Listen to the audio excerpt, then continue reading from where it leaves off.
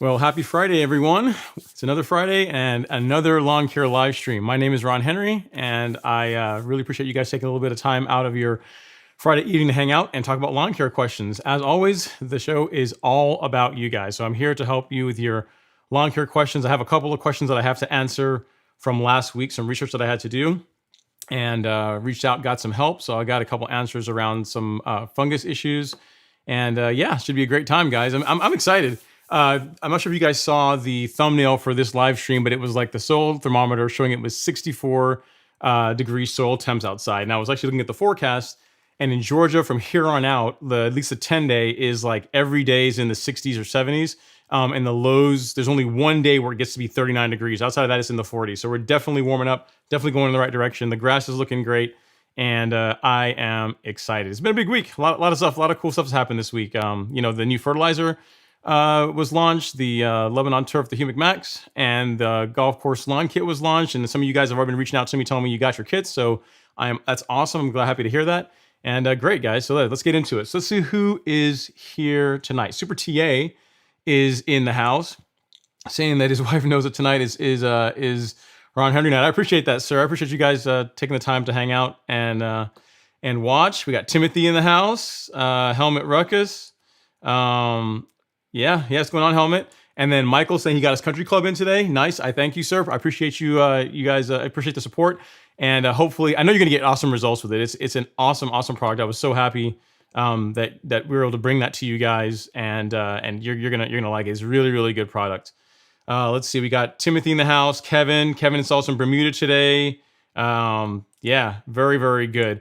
So the first question we have tonight, I actually got to scroll up and I got to copy and paste it because he actually got in here super early, and he put this question down before like the chat would do it. So I will it's from Papa Mo's Lower. Papa Mo's Lower, if you're here, if you don't mind, like repost your question again about phosphor, about putting down mixing the Nutrizolve with the Miramichi Green Kit, and then I'll just put it up on the screen and answer it. So just remember, I know your question is first, but just go ahead and re-ask it again once you get here in the chat, and I will answer that. All right. So Daniel Ferris is here talking. He's saying that he doesn't quite have the green haze yet in North Carolina for Stiffway 419. He managed pulled a handful of weeds today, while my 3-year-old ran around with his own push mower. I've been doing that, man, because I still have like a few small weeds here and there in the lawn, so it's therapeutic for me. I'll go out there with the bucket and the hand weeding tool, and I'll go out and I'll pull some. I think I said I did a post of that on Instagram showing you guys that I still do that because I like it. I mean, I really enjoy hand pulling weeds and keeping the lawn looking nice. So it's cool to hear that some of you guys are also doing that. All right, so we got a point here from Timothy. He says, I scalped last week and it's greening up. Can't wait to get out there and mow every few days. It's time to put down. Is it time to put down some fertilizer? In Texas, temps are ranging the mid 70s at night, the mid 40s. You're getting pretty close, Timothy. Yeah. So I mean, the fact that you scalped, I'm not surprised that you're getting some green up, because again, my line is really beginning to take off as far as like this beginning to fill in.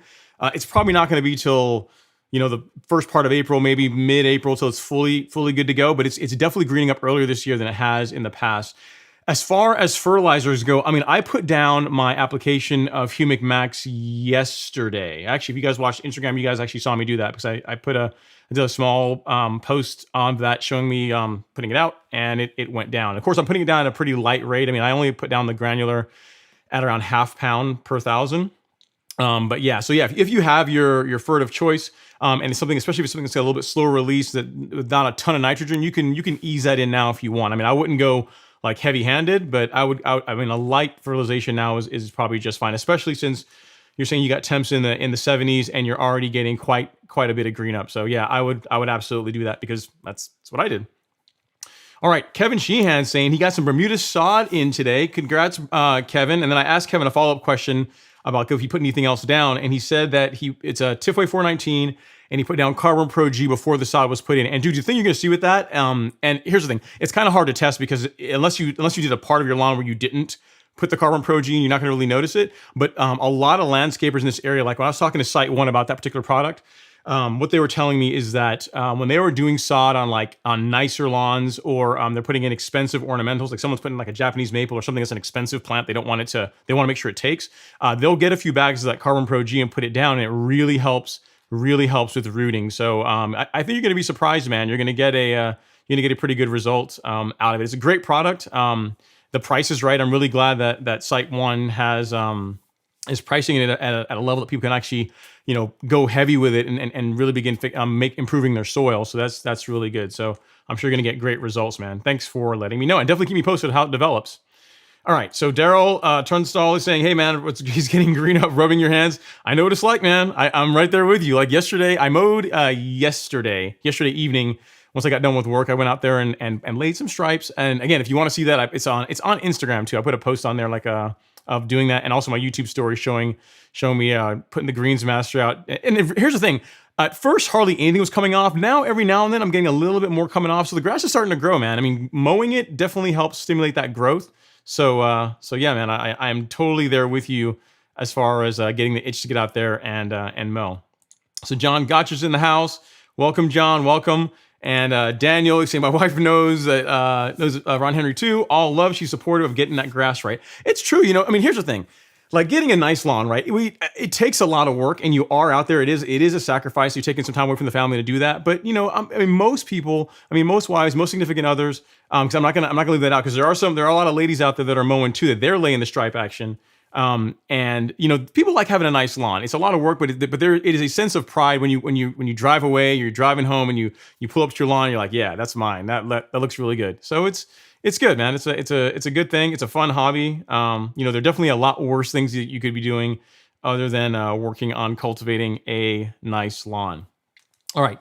Timothy was saying, hey, I did my soil test with MySoil, just waiting for the results. Very cool, Timothy. Once you get those back, feel free to reach out to me. The results are pretty easy to interpret as far as like what you need to do to begin amending or resolving some of the issues in your soil. But if you have any questions, feel free to reach out to me. My email address is always up there. My email address is right here, ron@golfcourselon.com. So if you need any help with that, feel free to do that. I'm getting a lot of soil tests, some from MySoil, some from different extension offices. So it doesn't matter if you get a MySoil test or not. If you send it to me, I'll look at it and give you and help you out as best I can. So awesome. All right. Kevin Jones saying he's green up this weekend, he's the green scalper. And of course we have, YouTube live stream royalty. We have JG and LG in the house. What's going on, guys? What's going on? Welcome for hanging out. And I think John Gotch has another point here. He says, Ron, when is the right time to put down 10 pounds of Arden 15 Bermuda seed that I just ordered? Still waiting for the arrival. Okay, John, great question. Here's the thing too. That's a great point. Today, I actually, I ordered my Arden 15 for my overseeding project. I actually called up Hancock and I said, hey, you guys are saying you're gonna get this in. Is it ready? And she said, yeah, we actually got it in today. And I placed my order, and it should be, honest with you, it's probably not gonna go out today, but I figure by the middle of next week, it should be here. So 25 pounds at Arden 15 to cover 12,000 square feet should be good to go. But to answer your question, you really want to wait until average soil temps are 65 degrees or higher. So it's not like one day it gets to be 65 degrees and then at night it's falling low. You want it to where it's fairly warm. So I would say, John, again, I think you're in Louisiana, so your climate is probably similar to mine. Mid-May, and once you get into May, that's probably a safe time to go ahead and do your overseeding. Like a good example, today the soil temperature it was like 11 o'clock this morning when I stuck that probe in was 64 degrees, but then it gets really, really cool in the evening. So you wouldn't want to do it just yet. I'd say be patient, give it till May. The nice thing about May is that we're still going to have some spring showers, so you should get some free water out of it, hopefully, to be able to help with that germination and helping the new lawn establish nicely. So I am right with you, sir. I got mine down, and it should be good. I'm looking forward to it. All right, so Kalan is in the house. What's going on, man? Happy Friday. Happy Friday to you. Happy Friday to you. And Daniel has a question here a point here about scalping. He says, I was wanting to scalp this weekend after looking closer at my dormant 2-inch Bermuda. Don't think it's quite ready yet. Got the itchy trigger fingers though. I hear you, Daniel. Here's the thing. You don't, right now, if you look on YouTube, you'd think that scalping is like a must-do, like everyone and their grandmother must scalp. If you don't scalp your lawn, you're creating some like cardinal sin for warm season grass. And the fact of the matter is your lawn is going to green up just fine without scalping. Scalping is going to accelerate the process, like it's going to green up sooner. And especially if you are going to cut your lawn lower, like you said, you're at 2 inches. So if your goal is to come down a little bit, scalping is a good time. It's a good way to do that. So the lawn's already brown already anyway. So you don't want to wait for it to get green and then do a high to cut reset and it look kind of ugly. So I'd say, If your plan is to cut lower, then scalp. That's another good reason to scalp. Although it is a lot of work, so definitely plan a weekend or plan definitely an afternoon around doing that. But cool, man. Thanks for chiming in. And again, like I said, there's no rush, no rush at all. All right, Brian Hopkins, he's come, and new subscriber. Welcome, Brian. Thank you, sir. Thanks for subscribing. I appreciate it. He says, I'm a new subscriber here, and I couldn't be happier with your channel. Immediately went out and bought some Pro-G. Put it out on dormant Bermuda. Any harm in doing that? Absolutely not. No harm whatsoever, Brian. I have been putting down Carbon-Pro-G since late spring last year when I discovered the product. It's been going on every single month. There's no harm in doing that at all. The only thing I would say is that if you live in a climate where you get snow on the ground or the ground freezes, like if you're up north, I wouldn't apply it on frozen ground. And obviously don't apply it when there's snow on the ground. I mean, I shouldn't have to say that, but I'm going to say it anyway. Like if there's snow or the ground's frozen, do not put that down. You really shouldn't be putting anything down on your lawn as far as like those types of like soil amendments or anything like that. But if you're somewhere that that's not the case, go for it, man. I've been doing it, monthly since last summer. Actually, today, the Essential G, I have got some Essential G. I want to try it out, and I put some of that down. And I tell you what, as Alan always says, like the smell of success. Essential G has it's because it's a lot of it's compost, right? So there's chicken and a little bit of swine compost in there, so it has like a little bit of a scent to it. But it's a good product, man. I think I'm excited to seeing how the lawn's going to respond to it.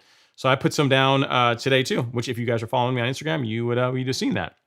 All right, Bermuda Brian's like, let's do it, Brian. Let's do it, Bermuda Brian. I'm ready. Let's go. And on the lawn training saying classes in session. Yeah, man. Thanks for hanging out. And we have a special guest tonight, Danny from all the way in the UK. He said he stayed up past bedtime in the UK to catch the live episode.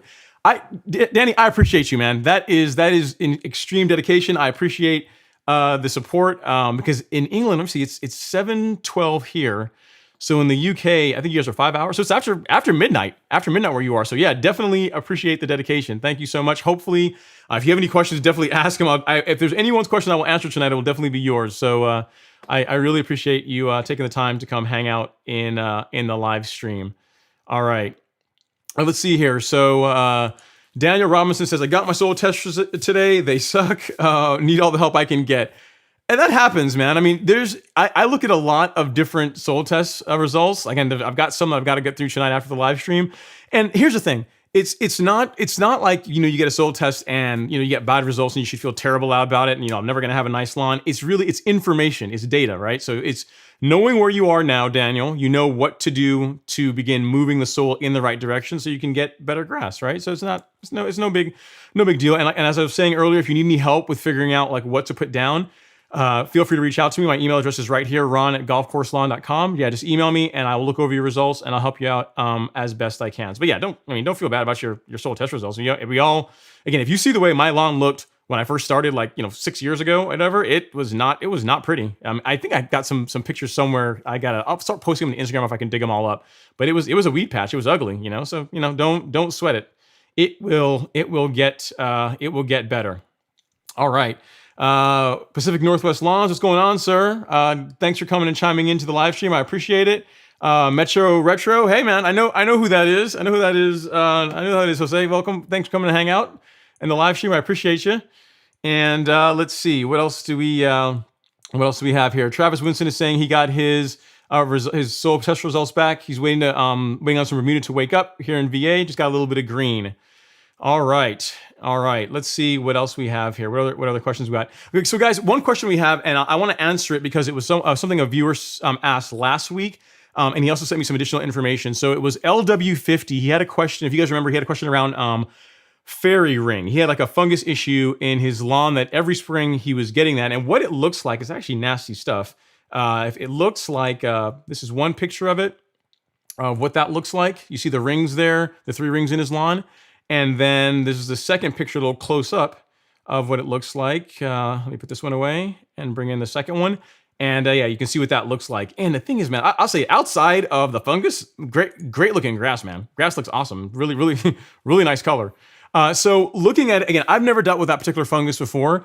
So I reached out to Syngenta and I said, hey guys, I have some context and I said, this is what a viewer of mine's dealing with. What's a great product for it? I mean, I was telling them, I think Headway G is going to do the job.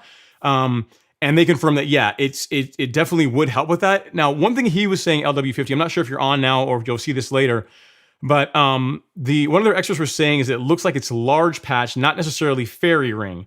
And so it depends. If you're sure it's fairy ring, what they're saying is put down the Headway G, that fungicide, put down a 1/4 inch or so of water just to get it watered in, and that should do the trick if it's fairy ring.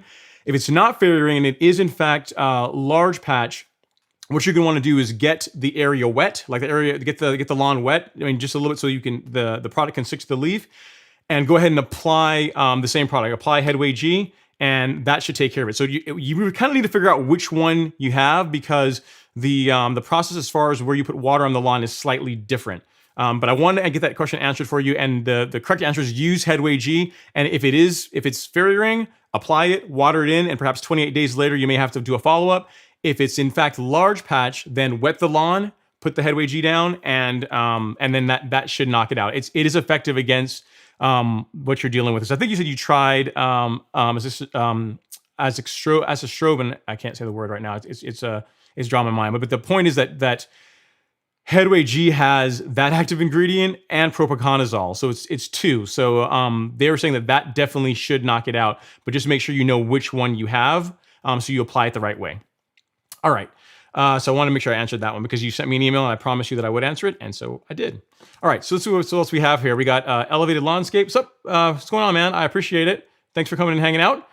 And next question we have here is from Helmet Ruckus. He says, Empire Zoysia here. Asking myself if it would be beneficiary if you want to keep it cut at 1 inch or under to let it grow to 2 inch or higher here and there.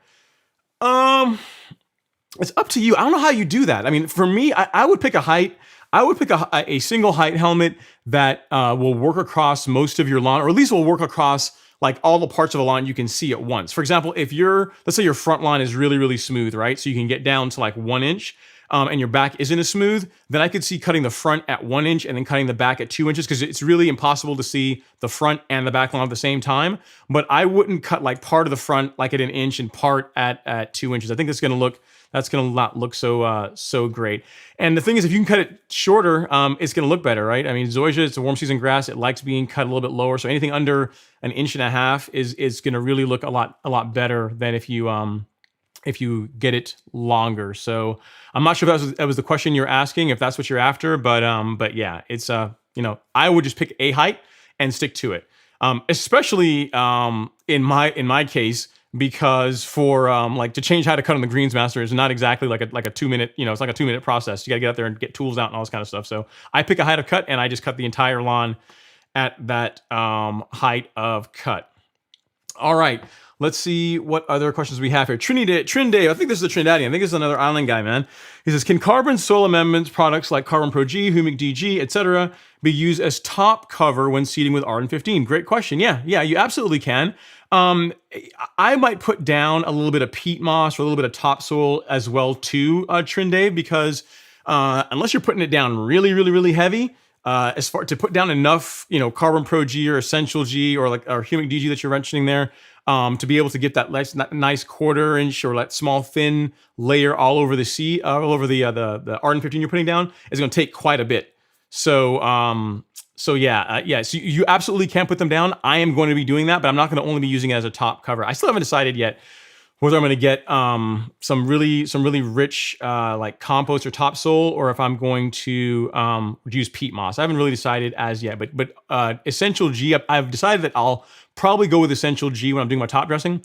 We'll see, but I mean that's definitely going to be part of it. I would definitely do what you're suggesting as far as using one of those products as part of your seeding project. But unless you're putting down heavy, I don't know if it's going to be quite enough to be able to give the seed that nice thin layer.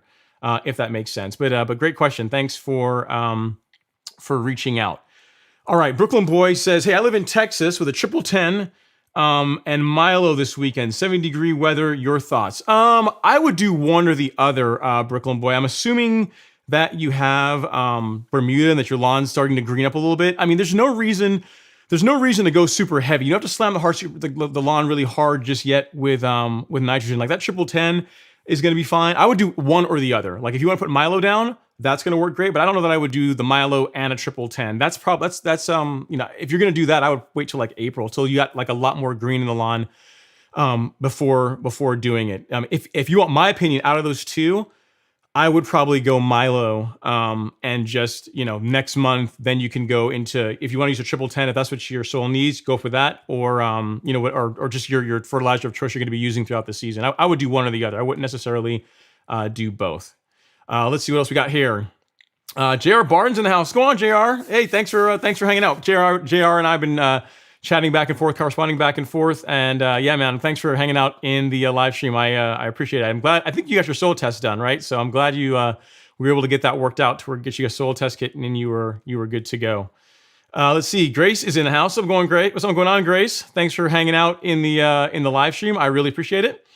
So guys, those of you guys that are in the Southeast that have scalped, because it seems like scalping is the thing to do right now, right? How much green are you guys getting? I guess let me know as we go through the chat, like how much green you guys are starting to see in your lawn. I mean, you guys will see how my lawn is coming in.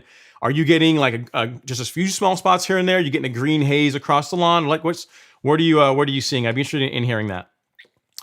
All right, let's see what other questions we have here. So we got one from Michael. Michael Smith, he says, Bermuda lawn. He says, I overseed with perennial ryegrass this past fall, already put down Humic 12, Aerate, RGS, and Pre-Emergent. You went hard, sir. I like it. He says, time to kill the weeds. Any preference for Celsius or Image? I've never used Celsius, so I can't really comment on that one. I mean, and Image, it depends on what you're trying to do. Like, it depends what you're trying to target. Like, Image is really good for like nutsedge, POA. There's a couple other weeds that it's labeled to take care of. So it really depends. To answer your question, Michael, depends on what you are using in your lawn. Again, one thing you'll notice me again on my channel, I don't do a ton of stuff with herbicides. Like there's like I said, out of like the 300 plus videos that I have, there's literally like less than 10 videos on herbicides, because outside of Pre-Emergent, like what you just did there, you did your Pre-Emergent, you're probably gonna do a fall Pre-Emergent. If you're cutting the lawn and doing all the right practices, you really could probably get away with just like hand pulling the little bit of weeds that you get. Because once you get that lawn nice and tight, that's natural weed control.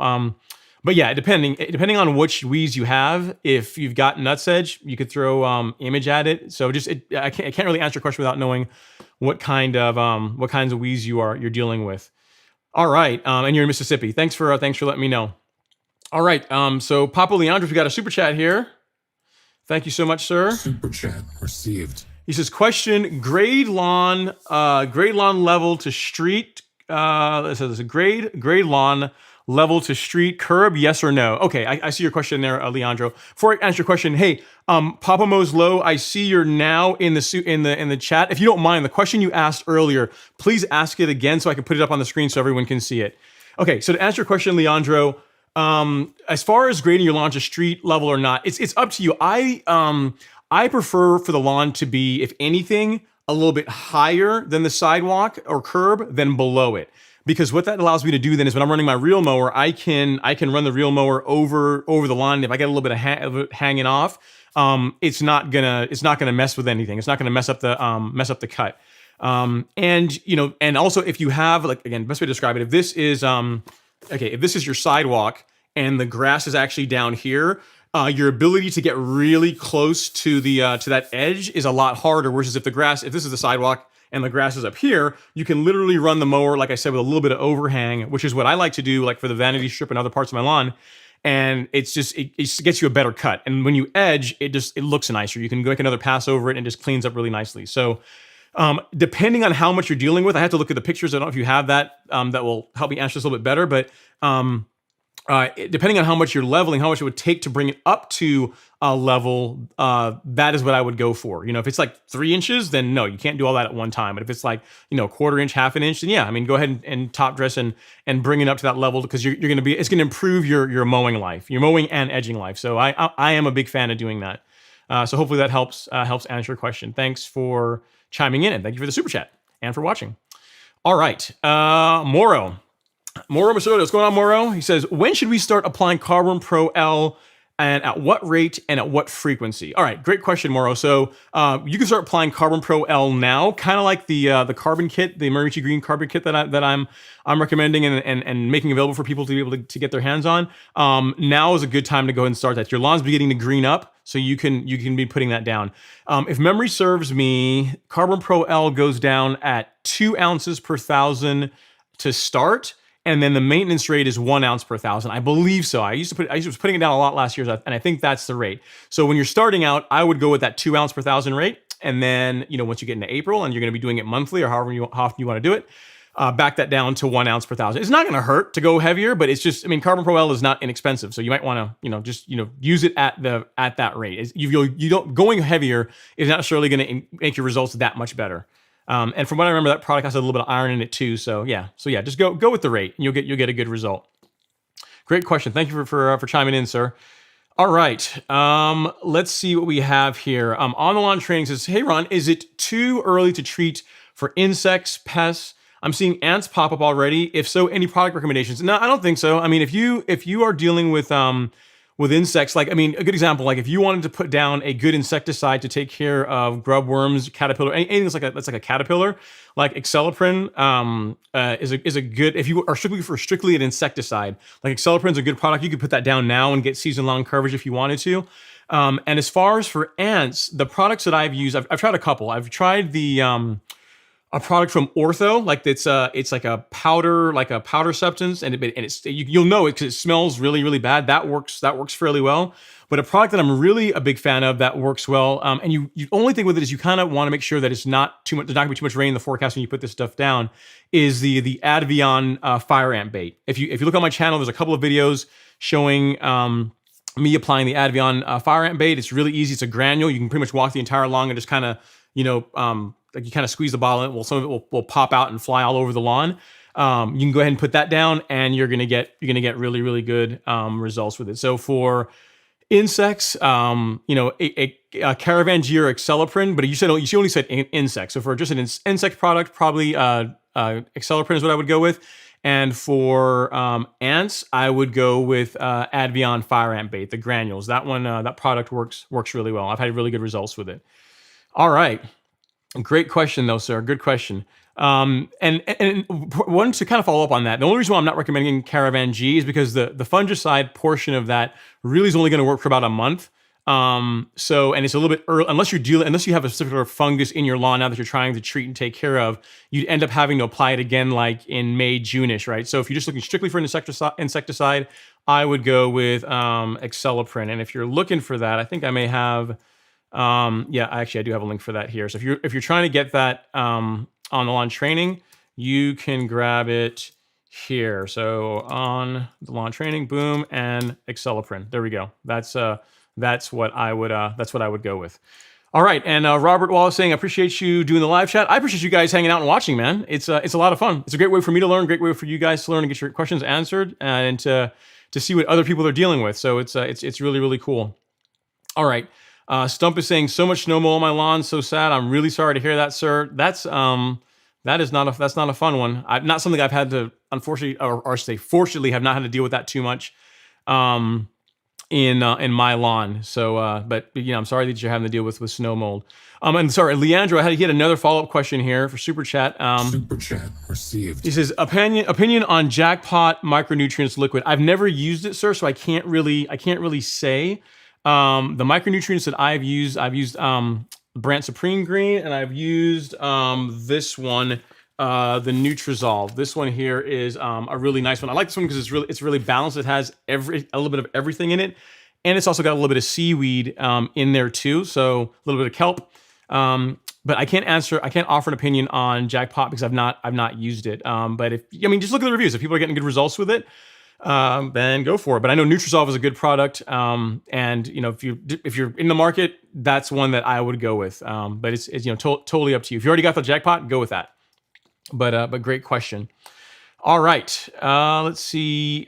See here. Okay, question from before I get to that one, let me ask with Brian's Bermuda. Brian says, dead spot neighbor gets that every year if he doesn't apply product before spring.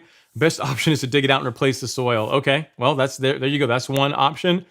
And LW50, yeah, thank you, sir. I'm glad you're in the chat. I told you I would answer it on the stream, so there was your answer. Again, that's what Syngenta was saying. So it's either fairy ring, but they're thinking it's more like large spots. So I mean, figure out which one it is, and hopefully the advice I was just giving you, the response information they told me to relay to you is useful. So thanks so much for that.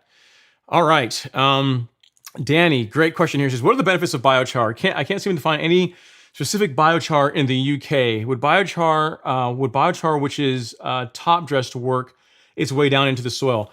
Great question. Yeah. So the benefits of biochar are quite a few. So depending on the kind of product you go with, like I could speak for the stuff that Miramichi Green makes. So like the CarbonPro-G and the Essential G. It's what some of the blurbs you always hear is that biochar helps with water retention as far as like water uptake in the grass. So it helps you have to be careful with saying that because it doesn't make your soil more damp and like spongy per se, but it literally will attract water and hold on to it and then release it to the plant. So it's a good way to get more out of your watering. As far as improving nutrient uptake, it helps with that. It helps stimulate microbial activity, which is really important. A lot of people don't really put a lot of credence into the importance of microbial activity because you think about it, when you put down a fertilizer, take Milo for example, you put it down, it's the microbes, it's the healthy bacteria and fungi that break down that fertilizer and turn it into a form that's available for uptake by the grass. So biochar, biochar, humic acid, those types of products, those types of soil amendment technologies help with all of that. They help support creating healthier soil, which is a great way to get better grass. Again, my lawn went dormant later than it ever has before, and it came out of dormancy sooner than it ever has before. And that's the only thing I've really changed between last season and seasons prior is the introduction of carbon biochar on a regular basis. So I'm definitely a believer in it, man. As far as the effect that it can have on your lawn without having to always pound your lawn with fertilizer, it's really great stuff. As far as your second question, or your second point of your question, would biochar that is top dressed work its way down in the soil? Yeah, it will, because eventually what happens is when it begins to break down and get down into the soil, 4 to 6 inches below the surface, that's where it really begins doing its magic. So what you find is a lot of products, they will have a biochar component and then an organic component like compost or something. So the point is that the biochar takes a while, and you will see a lot of times when people put down like CarbonPro-G and they see a green up from that, a lot of that is really the compost, a very rich organic compost that's put in along with it. But yes, to answer your question, it does work its way down in the soil, and it begins it's a long game type soil amendment. Whereas like compost is good, depending on the kind you use, is good for a couple of years. Biochar is literally good for hundreds of years. Like we'll all be dead and gone, and the stuff that you put down will still likely be in the soil and working. So it's really an investment in better soil and in better grass. So hopefully that helps answer your question. Great question. And thanks again from staying up super late in the UK to hang out on the live stream, man. I really appreciate it. And I appreciate that you like the content, Danny. Thank you so much. I really appreciate that. All right, let's see. Robert Mahor saying, good evening. Good evening, Robert. Thank you for hanging out. And if you guys are enjoying the live stream, I'm sorry people we got in here so far. We are at 90 people so far. But if you guys are enjoying the live stream while you're sitting down with your beverage of choice and want to take a sip of my lemonade, if you could touch the like button ever so gently, I would really appreciate it. It's free to you. Sends nice vibes out to the YouTube algorithm, tells them that we're having a great time, so they'll send more people here. Love lemonade. All right, so the next question we have here is from Theo H, another CarbonPro-G question. He says, hey, I bought some yesterday after your video. Awesome, sir. Thank you so much. I said, should I apply it now as I scalped this week? You're in Northwest Atlanta. However, cooler weather is coming, or wait until the grass starts taking off. You can apply it now. I mean, the thing is, the big thing I said is that you said you scalped already. So here's the one caveat I would say. If you are getting started on applying CarbonPro-G or Essential G to your lawn, I would wait, and you're going to do scalping, I would wait until after you scalp before putting that down. Because when you scalp, if you're doing it right, you're cutting the lawn, you're actually taking out all those clippings. And the last thing you want to do is go and take all that money, buy some CarbonPro-G or buy some Essential G, put that down on your lawn, and then go scalp, especially if you're doing it with a rotary, and suck all those clippings up and suck some of the product you just put down and be throwing it out. So the fact that you've already done that, you already got your scalp done, yeah, I would say go for it, sir. You're good to go. I wouldn't worry about that at all. I'd say definitely go for it. And as far as like, should you wait till cooler weather? No, because here's the thing too. Remember, like the compost is something that you'll start seeing a response from a little bit sooner. But the biochar takes a while. A good few I will say 4 to 6 weeks before it breaks down and starts getting down in the soil, begins really working well. So go ahead and put it down, man. I mean, it's biochar is a long game type play versus compost. Yeah, go ahead and put it down, and you are good to go. All right, let's see what other questions here. I didn't see your question, Robert, but you said 0.75 is perfect for emerald. I guess there's a question about the height of cut on emerald. But yeah, if you're talking about like 0.75 inches, that should work well. All right, let's see what other questions we have here. Kevin Sheehan says he took 3 separate soil samples from the front yard only because the sections are separated by walkways and a driveway, waiting for the results. It would be a bummer if they all needed different stuff. They should be pretty close, Kevin. I mean, it's funny though. I have seen soil test results where like the back lawn and the front lawn, as far as like pH, are not vastly different, but they're different enough that you'd want to treat them differently. So I have seen that. So don't be surprised, if there are some differences, but I would think it'd be fairly close. In other words, I wouldn't expect you to see like, one part of your lawn is like highly acidic and then another part is like, 7, 6, 7, 8, like highly alkaline. I wouldn't expect you to see stuff like that, but you probably will see some differences in like nutrient concentration and that kind of thing. And it's not, pick one that will work for most of them and just put it down. Don't go crazy trying to buy like, 3 or 4 different types of fertilizer to try and treat each specific one. But yeah. All right. Question about pre-emergent. David is saying, David Grau from Maryland. He says, hello, Ron from Maryland.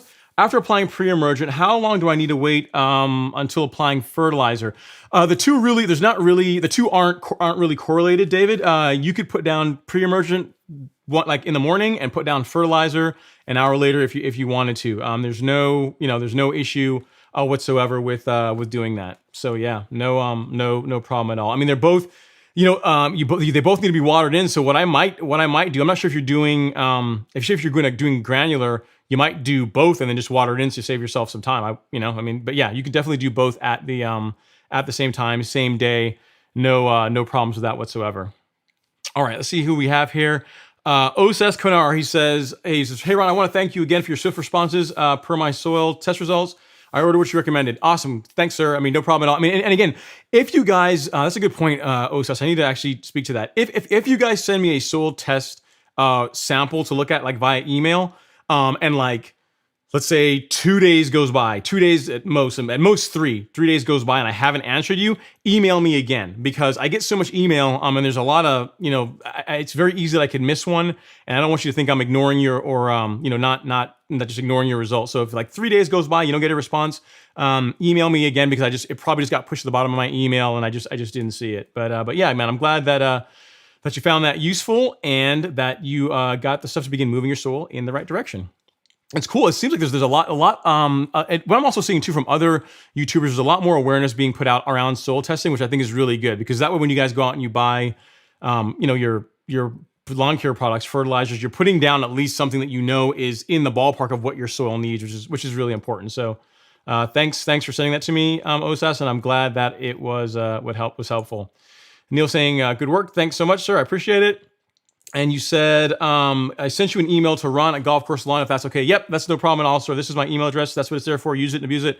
Ron at Golf Course Lawn. If you have any questions, feel free to send them there, and I will answer your questions as best I can. It's been funny. I've been getting some cool questions around like lawn care calendars, and like people. Some of you guys are super, like, even more hardcore than I am. I get like some questions with like full schedules worked out all the way until like September, which is pretty insane. So it's really, really cool. I really like interacting with you guys. So keep sending it. I'll help you out as much as I can. All right. Let's see what other questions we have here. So Robert Rivera says, hi, Ron. I'm overseeing my 1-year-old Bermuda lawn in Miami, Florida. My grass went brown and looks dormant right now. Since I'm overseeding, should I include annual rye in the Bermuda mix? Okay, so no, I wouldn't. Here's the thing. So if you're Miami, so you're really far south. Like putting down annual rye, if that's more of like a fall thing, Roberto, I wouldn't put down annual rye if you're planning on putting down. If you're planning on overseeding your Bermuda with, you didn't exactly say what it is, but if you're going to do that, I wouldn't mix rye with it. Here's the thing: if you have Bermuda and it's getting enough sunlight, like you shouldn't like overseed. In other words, if you're coming from up north, where like every year they're overseeding or using overseeding to fix parts of the lawn that get damaged by snow and just to refresh it, like that's not really the way Bermuda works. Like if it's getting enough sunlight and the soil is reasonably good, it should grow in just fine. Like you don't have to overseed Bermuda to get it to green up every year. So the things I would actually have you check on are, let's make sure that you're getting enough sunlight. There's not enough shaded areas of the lawn. And then if, it's still kind of early in the season. So, by let's say May, late April, you're still dormant. This lawn is still not looking good. We might look at something then, but if you want to do something that's productive while you're waiting for your Bermuda to begin coming out of dormancy, get a soil test done. Like the one that I recommend is this one from MySoil. It's super easy to use. It takes like a few minutes to do your entire lawn, to get the sample, send it in, and you normally get your results within a week. If you want to use that particular soil test, you can pick them up here at the Golf Course Lawn Store. I've got them in various packages, different sizes. You can get the probe there to be able to use it. I would do that. I would not, because you didn't explain to me, you didn't say exactly to me why you're overseeding. And I don't want you to go and overseed thinking that it's a way to make Bermuda, to fix dormant Bermuda, because really, if you've got heat in your Miami, which you should have plenty of it, if you have plenty of heat, you're getting plenty of sunlight, and the soil is decent, you should be good. Like I say, show on my shirt, right? If you've got sunlight, soil, and then mowing, that's really the recipe for getting a great lawn, especially Bermuda. It doesn't take a lot for Bermuda to grow. So let's hold off if on that overseeding, unless this is like another reason you're not telling me about that you're trying to do it. And let's make sure that, your soil is in good shape before we go forward with that project. But good question. I just want to kind of head that off to make sure you're not trying to solve a problem a less than optimal way. So, but great. Thanks for chiming in on that. All right. Point here from Mark Allen. He says he's less than 5% green in Nashville. You're quite a bit, well, not quite a bit north, but you're a little bit more north than where we are, Mark. So I could see that. I could see that you're not greening up just yet, but it should start coming in pretty nicely. All right. Let's another question here from Leandro. It's super chat. Super chat received. He says, have you ever mixed Epsom salts with your Milo? I have not, Leandro. I've never done that. Anytime I put Milo down, I just put down Milo just by itself. I don't put anything else down with the Milo. I figure that Milo wants, its own stage, and I put it down by itself. I mean, all jokes aside, I know I've never done that. I'm not even sure what the benefits of it are. I'll have to look into that. I'll have to look into why you would do that, to see what the benefits of adding Epsom salt with your Milo applications are.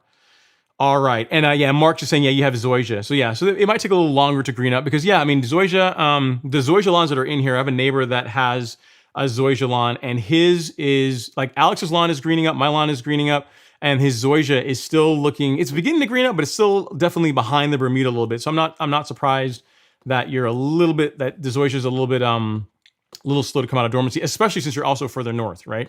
So yeah.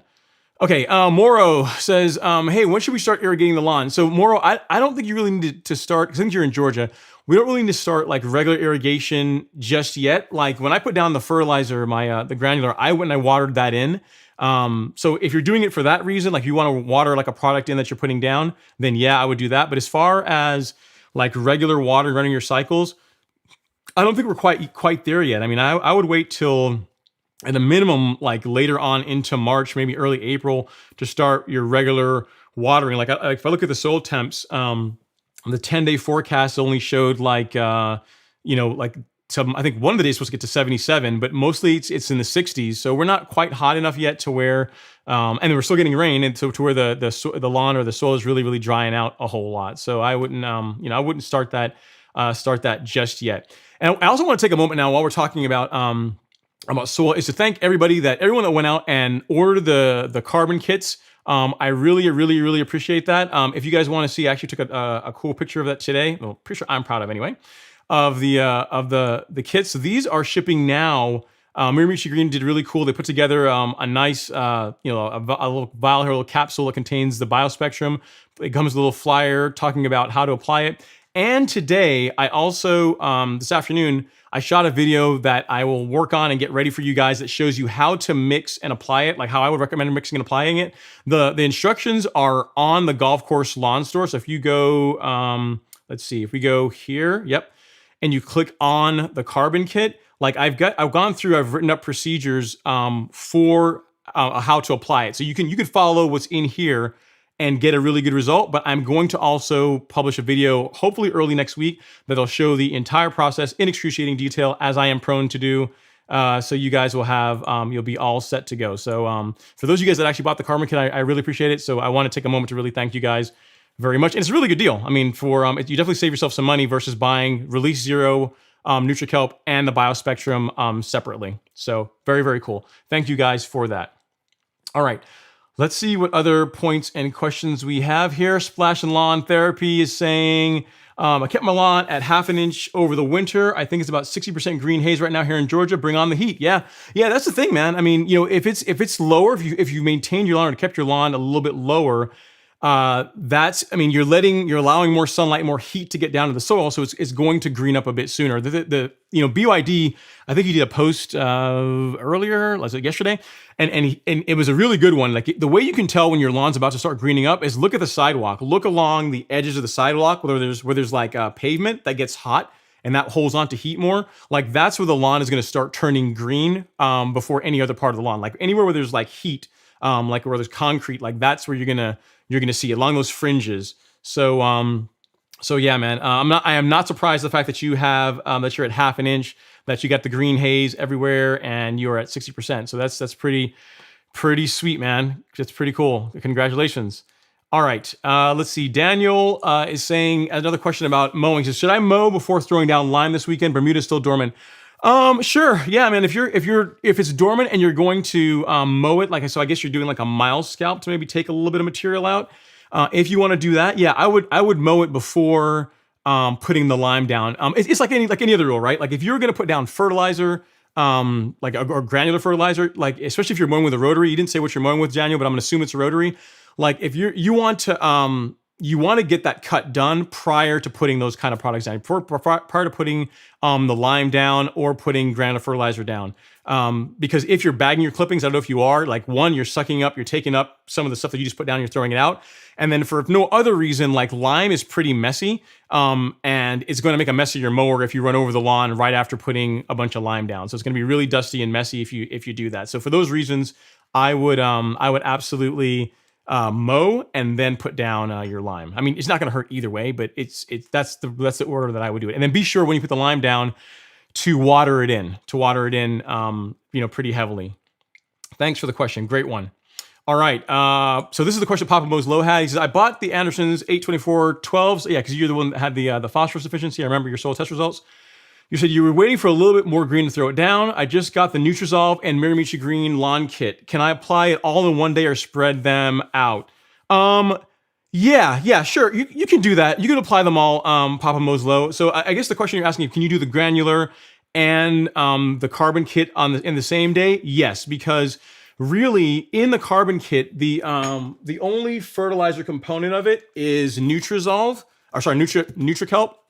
And this is like a 114. So you're not really adding a lot of NPK on top of what you're putting down there. So yeah, that's not going to be an issue. And as far as using the Nutrizolve, the micronutrient you're talking about, I have mixed that. I've tested that with the carbon kit. So I've done a batch of the sprayer with Release Zero, the NutriKelp, BioSpectrum, Nutrizolve, and the Turfplex, and this liquid fertilizer, and they all mix really nicely. Nothing weird happens, and it all sprays out really nicely. So yes, you are good to go to mix all those together and still get a good result. I've actually tested exactly what you're talking about, and I tested it actually on one spot of my lawn at a heavier rate just to make sure that if people went heavier on application rates, that they wouldn't run into a problem, and I didn't. So you're good to go. Thanks for asking. I wanted to answer that question because you were like literally the first one to ask, and I just wanted to make sure your question didn't go unanswered. So cool.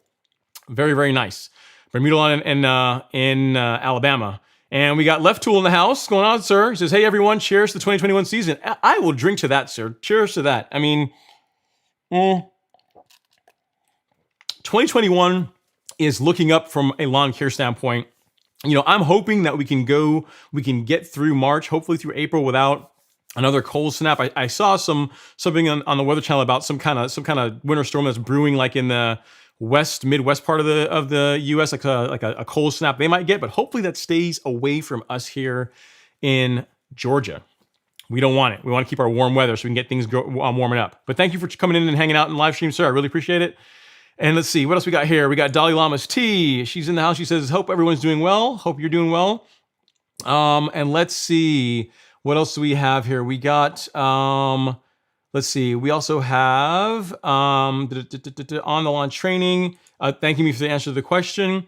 And then, let's see, what other questions we have here. Oh, this is a good one. So Neil Crosland says, hey, Ron, have you and Milorganite spoken lately? If not, what liquid fertilizer are you leaning towards this growing season? That's a good one. So that's someone that watched some of my content from last year. So I did this small skit at the end of one of my videos where I was breaking up with Milorganite and telling it, hey, listen, you brought me a long way. I still got a lot of love for you. I'm still going to recommend you. But outside of like the early spring green up, I'm having the Lebanon's going to have to be the main squeeze right now going forward. And so yeah, anyway, it was fun. It was cool that you remember that. And yes, we actually have spoken because a buddy of mine, so Alex's brother-in-law, Chiming, he has a new lawn and he's trying to get it going. And I had a few bags of Milorganite left, so I went over and we put 2 bags of Milorganite down on his lawn. If you guys remember, like a couple live streams ago, I was showing you guys a freshly sodded lawn where he had pulled the tree out and he put the sod down there and was just kind of trying to get it established, getting it going. That's the lawn that the Milorganite went on. So we have spoken. I mean, it was a little bit tense. I put the Milo in the hopper, and Chiming, he pushed it. I didn't want to be too close. You gotta just get uncomfortable. But yeah, we're still on speaking terms. I still actually have probably 5 bags of Milorganite in the garage. So yeah, we're still good. We're still good. We're still doing okay. And that's funny, man. That's cool that you actually remember that from last year. All right, let's see. So Lee Farmer saying, hi Ron, I scalped my Zenith Zoysia last weekend. It's greening up fast, probably 25% greened up. Next door neighbor's Bermuda lawn is still dormant, no signs of green up. Okay, so you're saying, Lee, what you're saying is that I'm wrong. You're calling me out. I got it. I hear you. You're calling me out. You're saying that guys with the Zoysia lawns, you guys can bring it too. And that Bermuda is not the alpha and the omega of like warm season grass. Like the Zoysia can come out ahead of the Bermudas. Okay, all right. Noted. I gotcha. So very, very cool, man. I'm glad that you I'm glad that your Zoysia is doing well. Let's see what other questions do we have. Let's see what other questions we have here. Let's hang on a second. Cool. I'm trying to go through through this. Cool. Kevin D. Jones, thank you so much, Kevin, on the ask to smash the like button. I really appreciate it if you guys would do that. Thank you so much, Kevin. I like that so much. Helps me, and it's free for you guys to do. And Elevated, great video on micros and micros. So cool. Yeah, I've not seen your video, Elevated, but I'll definitely, since Bermuda Brian's saying it's good, I'll have to check it out. It's probably a fun one to watch. All right, let's see what other questions do we have here. Let's see. So Bermuda Brian, Left Tools giving Bermuda Brian a hard time about spring storm. All right, so Andrew's Lawn Care has a question about carbon. He says, how much should be applied? It's a great question, Andrew. So for all intents and purposes, for most people, you're not going to be able to apply too much of it, right? You're not going to be able to, because I've asked, I've spoken to Miramichi Green on this, and I've also done my own like separate research on the topic. And really, for most homeowners, like there's just you're never going to really get there as far as like you've applied too much. You necessarily can't apply too much, but to getting to the point of diminishing returns, conservatively, you're like at like 120 pounds or so per 1,000 square feet. And that's a very, very conservative number. That's when you might start seeing like the diminishing returns, but you're not going to hurt anything by applying it to your lawn. So for all intents and purposes, Andrew, most people are never going to get there. If they do, it's going to take them several years to do it. And again, the research, if you go and do a research on like how much biochar is too much, you'll see all kinds of conflicting notes on it. But I mean, if you were going super conservative, 100, 120 pounds per 1,000 square feet is, you're probably good if you get to that point, but most people will never get there because it's a lot. It takes a lot to do that. But yeah, great question. Great question. Super TA's in the house. He's saying weekend's finally here. I get to see how it looks, but it's not growing yet. Man, okay. All right. Yeah, weekend's here, man. I'm probably not going to get to mow this weekend because I mowed yesterday. I'll probably be doing battle with Final Cut and this video that I shot today. So, but yeah, hopefully you guys get out in the lawns this weekend and get to do some mowing.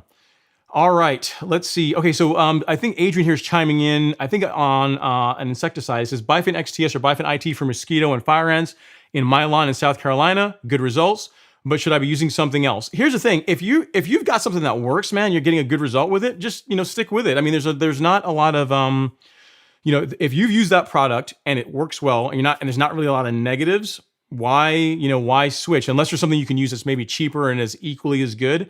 That when you might consider it. But I mean, if you got a product that's working well for you, I wouldn't change it. I wouldn't really change it.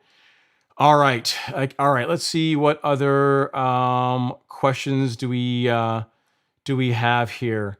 And then K Word is saying he got his Bermuda maintenance calendar from a local university. That's cool. Yeah, and that's an easy way to go, especially if you're just starting out, or if you just want to get a lawn maintenance calendar that is specific to your area.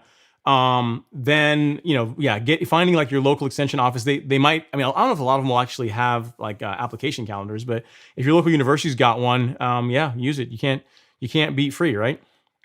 You cannot beat free. All right. So what are the questions we have here? MT Raven, he says, should I scalp if I have weeds? Yeah, I mean, you can still scalp, but again, I would, if you're scalping properly, you're bagging the clippings, right? So I wouldn't want you to go and like cut your lawn super low and then blow, the clippings and weeds all over the place. If you are, if you're bagging your clippings, then yeah, you absolutely can scalp, even if you have weeds. I can't see your name, but my MT Town Raven, yeah. Yeah, there shouldn't be any issue with that. But again, you said scalping. If you're scalping, bagging it, it's you can take as long as you take the clippings and throw them out, you should be good to go. No issues there. Okay, this is a great question. So Mr. Putt says, hey, Ron, what are your leftover product disposal recommendations? Like extra herbicide that's in a pump sprayer or leftover fert in a bag that I don't want? So yeah, so that's a good question. So as far as herbicides, you want to really take those to a waste facility, a facility that will accept that kind of stuff. You don't want to throw it in the trash. Like you don't want to take your old bottles of herbicide, throw it in the trash and have the trash pick it up. You want to take it to a facility that's designed to handle that kind of stuff. As far as leftover fertilizer that you don't want, I've never really had that problem. Like I pretty much any fert that I have, eventually it gets applied. What I might do is if you have a neighbor or if you have a friend that is trying to get their lawn going, give it to them, apply it to their lawn. Like, that's an option too. So leftover fertilizer, I wouldn't really throw out. I would find someone that I could give it to that's actually going to use it. I wouldn't be so quick to throw that out. Herbicides are a little bit different.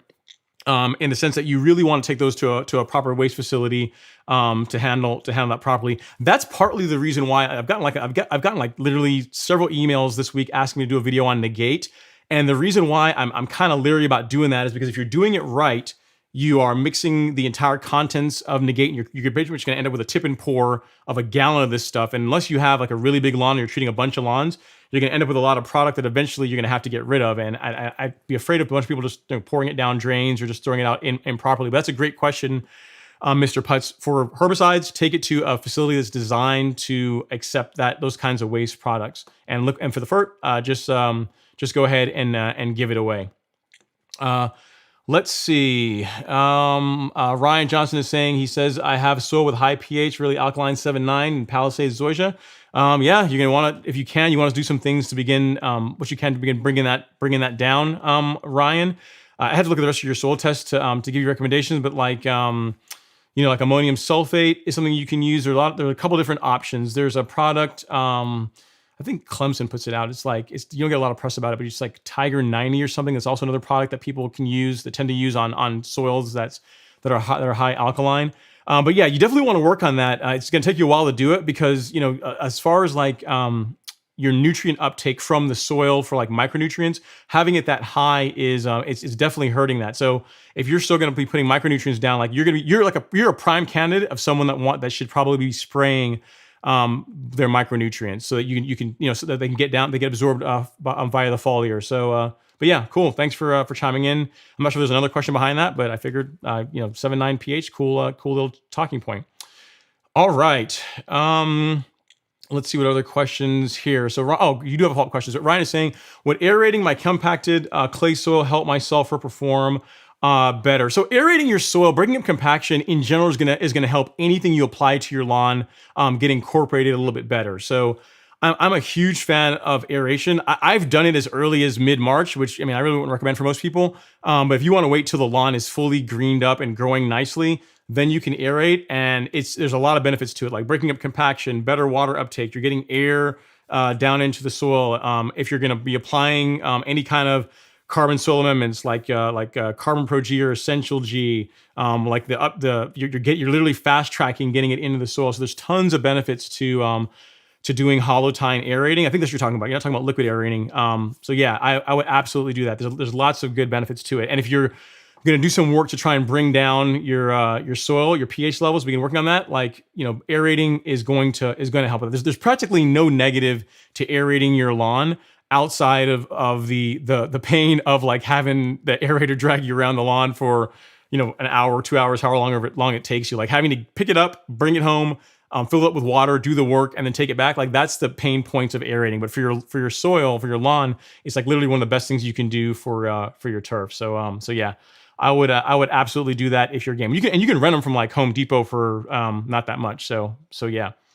The one I typically use or get is like a green one. I think it's Ryan. I think Ryan makes it, but there's other brands. But yeah, just go to Home Depot and get one. And you should be good to go. All right. So Philip Ballesteri, I think I'm saying your name right. Hopefully I'm not butchering up your last name, Philip. If I do, I apologize. You say, hey, this is a great live stream. I guess you're live stream. It's a great live stream. In California, moving to Texas. Just bought a new lawn. Maintenance is different here. Looking forward to learn new things.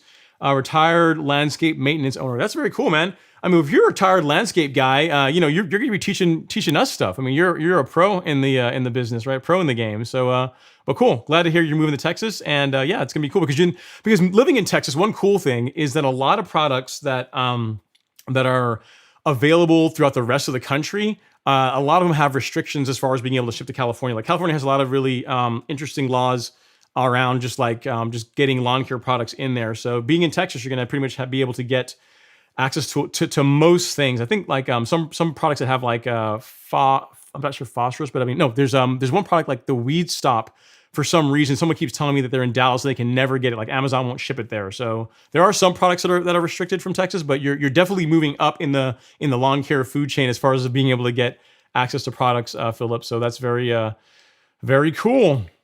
Okay, Soupy saying, hey, I just did my pre-scalp today. I have so many clippings to get rid of now. It has begun. Yeah, that is the worst part of scalping, man. And that's why I started mine super early, because we got 12,000 square feet. Here's the thing. My lawn was at 0.75 when I started my pre-scalp. And then I took it down to now like half an inch, just above half inch. And then like a couple weeks ago, I finished the job. And it was work, man. Like that video I shot and I showed you guys, I only showed you like a couple minutes of showing a few passes of it, but literally on my lawn with 12,000 square feet, it's literally like two, maybe three passes with the True Cut, and then the basket's got to come off and take the clippings and pour them in and then put it back on. It is a grueling process to do, and I only took off like a quarter inch. I took off just a little bit of grass.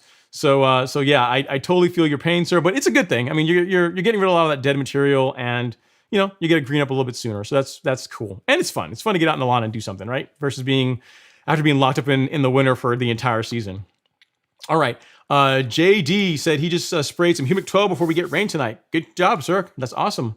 Glad you're getting your soil amendments down and getting the soil in good shape, man. I'll tell you what, I was definitely, I have to tell you, the start of the season last year, I was definitely a skeptic on like the efficacy of like carbon products and these kinds of things, but man, I have to tell you, the results that I've gotten in the past year, like by adding humic acids, carbon, and just how the turf looks so much better, like color, like everything is better. I definitely, you know what? I wish I'd started sooner. That's, that's my only regret.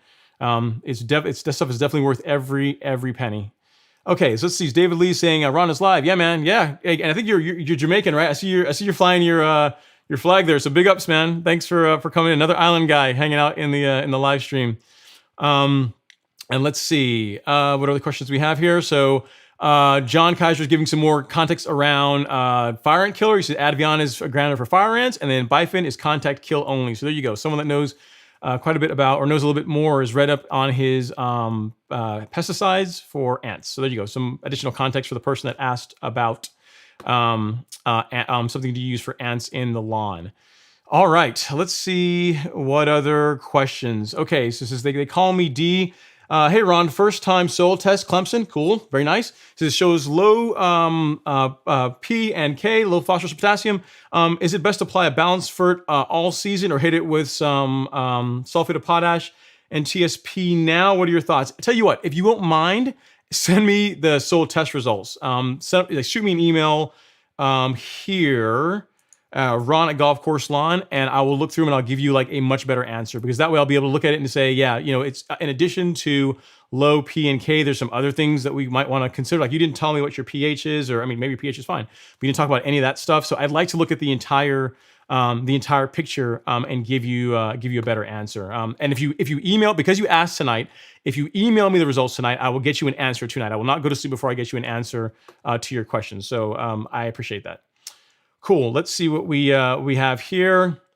What other questions do we have? Daryl Tunsil says, "Hey Ron, I brought about 2 50-pound bags of chicken feed and organic matter for my lawn. Cheap for $14. There you go. Or you can't beat cheap organic content for your lawn. So that's good. Very good. Glad to hear that. Very glad to hear that, Daryl. Got that thrown down. We got another super chat from Leandro Garcia. Super chat received. He says, update, currently 3 inches of, oh wow, currently 3 inches above the curb. Do I minus to 1.5? Man, when you say it's 3 inches above the curb, is the height of a cut of the grass 3 inches above the curb? Or is like the soil, like the surface of the soil 3 inches above the curb? Because those are two different things. Because really what you're talking about, I'm not sure how you're really going to get rid of 1.5 inches of soil, Leandro, without some pain. I mean, that's like, I'm not sure how you'd go about doing that. That's a great question. I mean, you'd almost have to pick the sod up, remove material, lay it back down. That's a lot of headache, man. I'd probably not do that. If for me, I'd probably live with it, because what you're talking about is a season to recover from what you're trying to do. It's up to you. If it bothers you a lot, you can do it. But again, I kind of want to understand that the currently 3 inch part. Again, is the top of the grass 3 inches, or is the soil, like literally the surface of the soil, 3 inches? Because there's two different things. If it's the surface of the soil, you're gonna have to. I guess you can pull the sod up, take out dirt, take out material, and lay it back down. But that's going to be kind of painful. I don't know that I would do that. I can't think of a better answer for you on that one, unfortunately. But yeah. If you chat down below, let me know a little bit more. Let me know a little bit more as far as like what you're thinking, and I'll do my best to answer you. All right. Let's see. So John Kaiser has a good question. He says, "Hey Ron, how much NPK for the growing season? Is 5 pounds of N too much, really?" So here's the thing, John. Like, it depends on who you ask. I can tell you that I probably don't get to 5 pounds of N throughout the course of the entire season. I run a lot less nitrogen in my lawn than the typical guidance of 1 pound of nitrogen per 1,000 square feet. I run a lot less than that. Like I said, when I put down the humic max, that's going down at 0.5, a little bit less than half a pound per 1,000, and then I'm just adding a little bit of Turfplex, a little bit of liquid, like a little bit of foliar nitrogen, just to give me some more consistency and color. So because I've been putting a lot of like carbon and humics and things just to really improve the quality of the soil. The lawn looks great with less input, so there's no reason really for me to go heavy on it.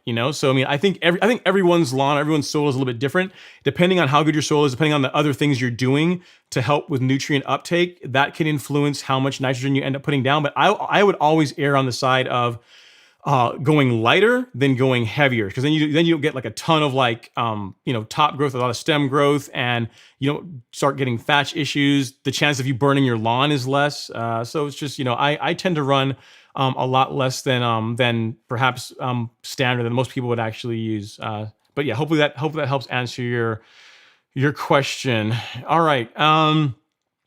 Irrigation question here from Daniel Ferreira. She says, "I'm not sure our HO would allow it." Oh, that's always an interesting way to start a question. He says, "I'm not sure if it makes sense on less than 5,000 square foot of lawn, but for anyone considering it, what is the best time to have in-ground put in?"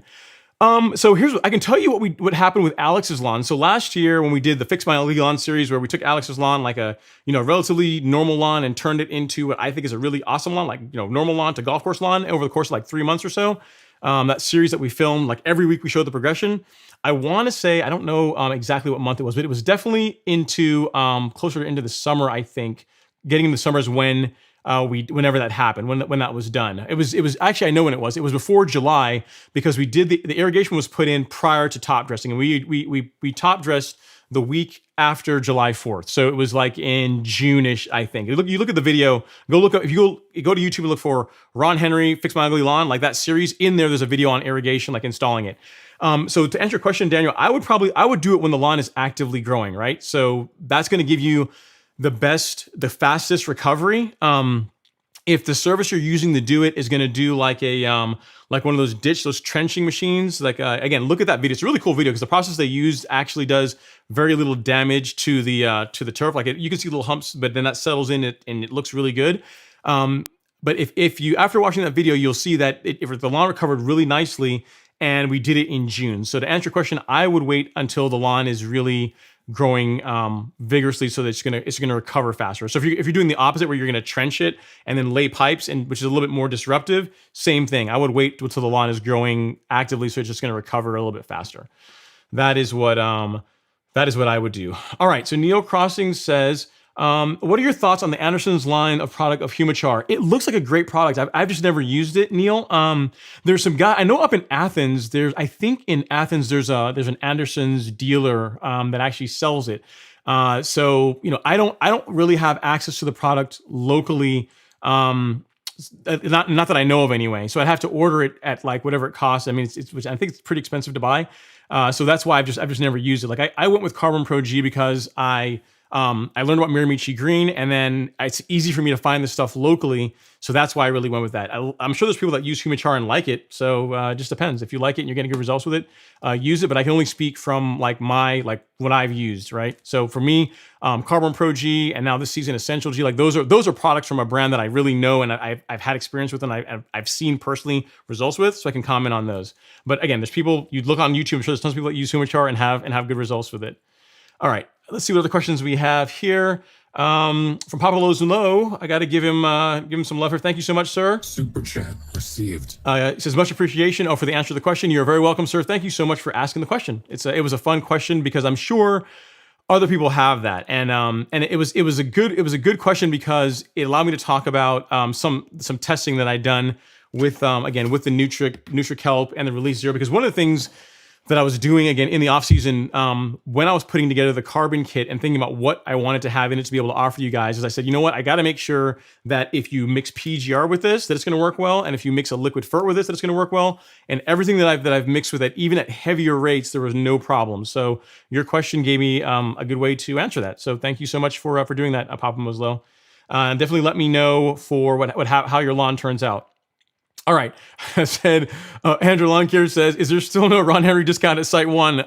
Not that I know of. You mentioned my name, they might charge you more. But no, I mean, I think the thing with CarbonPro-G, I think that is like fixed pricing. So I think the same price that I pay for is the same price that you guys are paying for. It's like $25, between 25 to 30 a bag, somewhere around that. But one thing I would appreciate, even though I got to say it, I am not sponsored by SiteOne. I get no kickback from them. I pay the same price for the stuff that you guys do. When you guys go in to buy CarbonPro-G, tell them that you learned about it from the Ron Henry YouTube channel and that you're getting it now because of the content you saw, because then that might tell them that, hey, us DIYers, we are important, and they need to start making this stuff available online or making it just more easy for people to get access to it. So definitely do that. I'd appreciate it if you guys would not mind.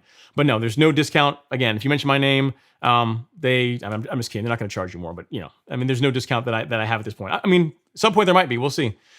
All right, let's see what other questions we have here. So JG, this is a great, she chimed in. She says, Mr. Putz, most area landfills will dispose of things for you. Some may have a small fee associated. Check with your local landfill and call and check with them. So it's a great answer, JG. That was the question that Mr. Putz had about disposing of used fertilizer or old fertilizer and herbicide they no longer wanted. So there you go. It's, JG's kind of seconding my comment there about call your local waste facility and they'll help you out.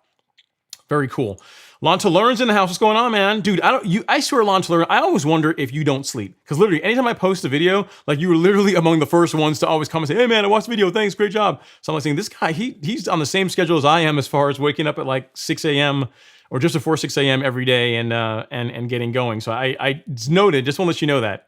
I noticed you're up quite a bit. All right, let's see what other questions we have here. Lawn to Learn says, hey Ron, my 90-day L celebration, Bermuda here in South Florida. Over by there. Yeah, you actually watched some of Alan's. Like, I can't do the voice, man. I can't do that. I think Lawn to Learn, you were the one that told me that you put down, was it you that told me that you put down, you just had it installed and you put down some CarbonPro-G along with that and it rooted really nicely. It was someone that I got an email from on that, but it might be you, might be someone else. So it might be confusing with someone. But I'm glad to hear that your Celebration Bermuda, which is a gorgeous Bermuda, is doing well. It's really cool. Let's see. So a question here from On the Lawn Training. He says, hey, Ron, when do you start accepting applications for your next Fix My Ugly Lawn series? I want to be the 2021 version of Alex. I thought about that. Here's the issue. Okay, if you want to be a candidate for the Fix My Ugly Lawn series, here's the challenge with that. Like the one thing with Alex is that it was convenient because he's like literally right next door. And more importantly than being right next door, like Alex drank the Kool-Aid. Like he went full Monty. Like he got the real mower. And more importantly, he committed to mowing like literally every few days, like every a couple days when I was out mowing, Alex was out mowing. And then he did irrigation, he top dressed, he did the carbon amendments. He did everything that I talk about. And literally his lawn went from like normal to looking incredible in 3 months. So it's a huge commitment. Like it's kind of like when you say this on the lawn training, do you really know what you're asking for? Because it's a big time commitment. It's a financial commitment because you're going to be, if your lawn is not top dressed, you're going to be top dressing it.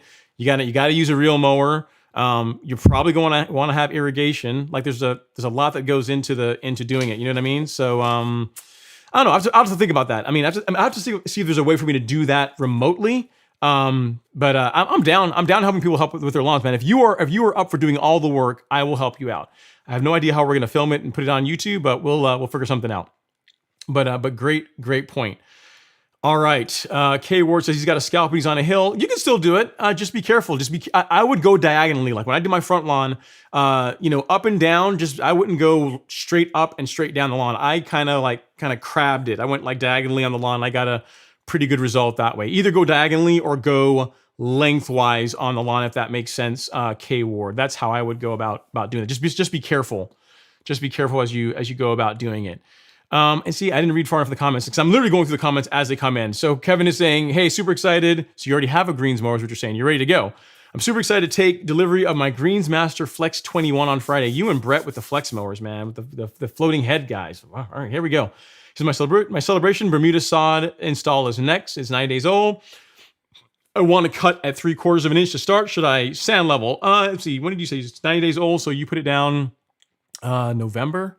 March to December. Yeah, you can still top dress. That I mean, it should be rooted in nicely by the time you're ready to go ahead and do like a mild top dress. I mean, I wouldn't go super crazy. You're also in, I think you're in Florida. You told me Lawn to Learn, I think. So if you're in Florida, I mean, you're already seeing a lot of heat already. So your celebration is probably rooted in nicely. So I would wait until May-ish. It would be good. To do your top dress. And yeah, you can absolutely go for it. You can absolutely do that. And you say you want to go down to 3/4 of an inch to start. That's a great height. I always say 3/4 of an inch for like a cutting height for real mowing. That is a good balance to where you get a really, really good looking lawn, but not so hardcore to where real mowing starts to mess up your life, where you start planning like dinner dates and vacations and like when you go out of town around real mowing, because like once you get much lower than that, you get into like 1/2 inch territory. Like you really need to be mowing it every few days for it to stay looking nice. And using plant growth regulator can help some, but you still really want to mow the lawn. So, that to answer the question that I think the gentleman had earlier about nitrogen, that's where if you're using PGR and you're also really managing how much nitrogen you're putting in the lawn, you're not going too crazy on nitrogen. That's where when we start pushing it a little bit lower, you can get away with mowing a little bit less. But yeah, to answer your question, you absolutely can level. 3/4 of an inch is a great height. That's a great height to start out with. Your lawn's going to look great at 3/4 of an inch. And if you have any questions, let me know, man. If there's anything I can help out with, definitely feel free to reach out to me, leave a comment, or just shoot me an email. Ron, I don't have it right there right now, but I'll put it up now. Ron@golfcourselawn.com. Just send me an email there, and I'll do my best to help you out. And yes, Leandro, you have a question here about sending me a picture. Yeah, you can send me a picture to this email address here, ron@golfcourselawn.com. Send me a picture of the portion that you want to level. Yeah, send me that picture and I can take a look at it. And we can try and figure out a plan of action for you. Oh, and another question that I had from a viewer around a soil sample. I forget your name, but he asked me about using the probe tool. So this is the probe tool that you get from MySoil. And the issue he was having is he was putting it in the soil and he's pulling it out like he's only getting an inch or so out of the core, like it was sliding back down. So the trick, and it's something that I do and I get a better result with it. When you put this in, when you push it in the soil, like push down and then twist. So don't just like push it straight down and pull it straight out. Like push it down, twist. That seems to break it, like kind of like break the soil sample, the core that you've taken away from the soil. And when you pull it out, you should get a much fuller, a much better sample. That's what I do, and I get a pretty good result that way. So to the viewer that asked that question, I told you that answered on the live stream. Before we get too far in here and I forget, I answered your question. So push down, twist, and then pull out, and that should get you a better result. All right. And Leandro says he's going to remove that sod and go Arden 15. That's definitely an option. Let's see. So a question here from Leandro, from Elliot Anders. He says, "Hey Ron, going full organic here in Maryland. That's cool. Yeah, 'cause I know in Maryland you guys have there's a lot of restrictions around like fertilizing. I think I want to say it's Maryland. There's one of these states that are in the east where like even applying when you're applying fertilizer, you almost have to show them like soil test results before you're really allowed to do it. At least if you're doing it legally anyway, right? But you're saying I put down some lime and corn gluten in the lawn today. I did a soil test. My pH is 4.9. Wow, super acidic. Wow. Is the proper pH range for warm season and cool season the same? Yeah, I mean it's close enough. Pretty much anywhere in the sixes, anywhere in the mid sixes, that's going to be good for cool and warm season grass. So yeah, I mean at 4.9, you definitely want to work on bringing that up. You're going to be applying lime for probably several seasons to raise those levels. But at least you got a soil test done. You know what your pH is. It looks like you got a plan of action, and just keep doing it, man. It's gonna, like, soil pH it takes time to do it. It takes time to correct that. But to answer your question, being in Maryland, like, yeah, you're probably warm, cool season. But yes, mid sixes is what you're aiming for. But just realize that's going to be a process. It's going to be like in your case, probably a multi-year effort to be able to get to that. But at least and you're doing the things to improve it, right? So that's the important thing. All right. They call me D says, sweet, so excited. Never thought I'd be a geek about lawn care. I know, like, you're a super nerd, right? When you are like sitting here and you're geeking out on like carbon and mowing heights and fertilizers and, like amounts of nitrogen you're applying. But it's fun. It's fun. It's cool. I always say there are far worse, less productive things you could be doing with your time than geeking out and learning about lawn care stuff, right? And plus you get a good looking lawn, which is always nice. Very nice. Very nice. Let's see. Launch Learn is saying here, Brett was talking about leveling his Bermuda sod installation, and I was thinking my installation is very well established after 90 days of Florida heat. Yeah, dude, because you're in Florida. That's a good point. Like Florida, you guys don't really get dormancy like what we get here in Georgia. I mean, not like we're like far up north, but like compared to like Florida, you guys are like heat like all the time pretty much, right? You're like your season, you don't really get like super dormancy like we get here. So in your case, yeah, you'd be definitely good to go. I mean, I might, if you want to be super safe, I might go a little bit lighter on the top dress, if you want, but it's Bermuda, you're in Florida, it's been established for 90 days, it's been getting heat for 90 days, it's probably fine. You're going to be able to top dress it in May, June and get a great result. So yeah, if you have any questions, let me know. That's pretty cool, man. All right, let's see, what other questions we have here from some Corey. He's saying, hey, red label image is taking too long for visual results for POA in Bermuda lawn. Is there alternative? It's been a month in Augusta, Georgia. Yeah, so the thing with image is that it works, but it works slowly. Really what you're looking at is 3 to 5 weeks for it to make an impact. And then really you could apply it. If you look at even the image label, they almost expect you to apply it again when you deal with POA, because it's like, you apply the product, 1 to 2 weeks, you start seeing some yellowing. 3 to 5 weeks, it should really have done all the damage it's going to do. And then it says 6 weeks later, you can apply it again. So you can do image again if you want, or you can use a product called Negate, which is another herbicide that works really well. It's a little bit stronger, it's going to work faster against image. The thing with Negate though is you need to pay attention when you mix it, and you also need to use a surfactant with it. So I don't have my tip and pour nearby, but with Negate, the thing you need to pay attention to, if you're mixing it per the label, if you're doing it the right way, if you're not like being if you're not like cheating and like taking a spoonful out, if you're doing it the way you're supposed to do it, you're going to get a gallon tip and pour. You're going to put 128 fluid ounces of water in it. So you're going to put a gallon of water in it. You're going to empty the entire 1.5 ounces of Negate in there, shake it up, get it suspended. And now what you have with that intermediate mix is a blend that you can apply at 3 ounces per 1,000 square feet. Okay, so you can, so in other words, if you're doing say you're blanketing your entire lawn, so you got POA going everywhere, right? You would end up doing 3 times 4 is 12. So you end up putting 4 gallons of water in that sprayer, and you end up putting in 12 ounces of that Negate mixture into the sprayer. But the only thing with that is that it's really good for 4 to 6 weeks, that intermediate mix, and it begins to lose its effectiveness. So then kind of like what the question that the gentleman asked earlier about disposing of herbicides, you have to get rid of it. So if you want something that's definitely going to knock out the POA faster, Negate's a great option.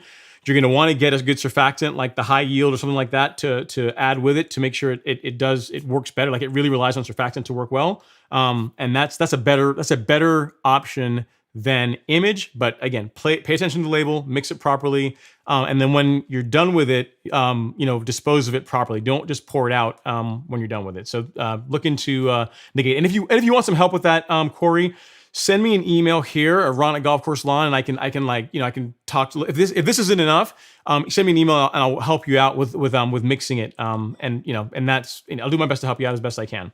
And the good thing about Negate is not too expensive. It's like $55 a bottle or something like that on Do My Own. So, and if you decide to go forward with that, I don't think I have a link for that. I don't think so. Yeah, no, I don't. But anyway, grab some Negate from Do My Own and go to town. That should do it. But email me if you need any help. All right, moving on to the next question.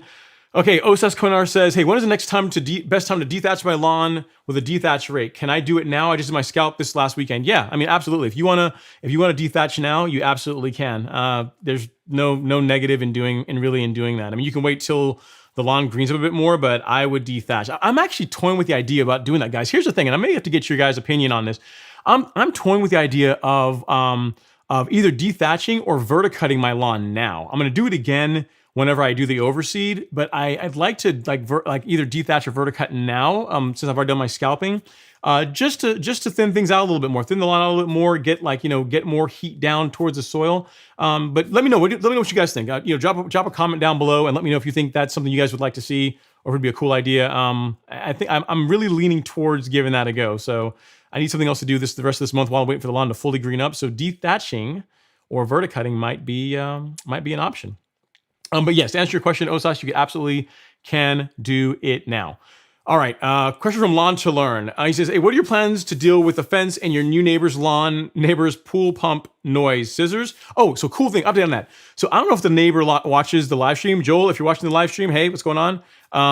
But like, I know a few days after, like literally after that video went live, we were talking, he's like, hey man, I want you to let you know, like those flags that were there are just for the sprinklers. So he's actually going to put the fence a little bit further down. Like pretty much everywhere that you see is already cut that I've been maintaining.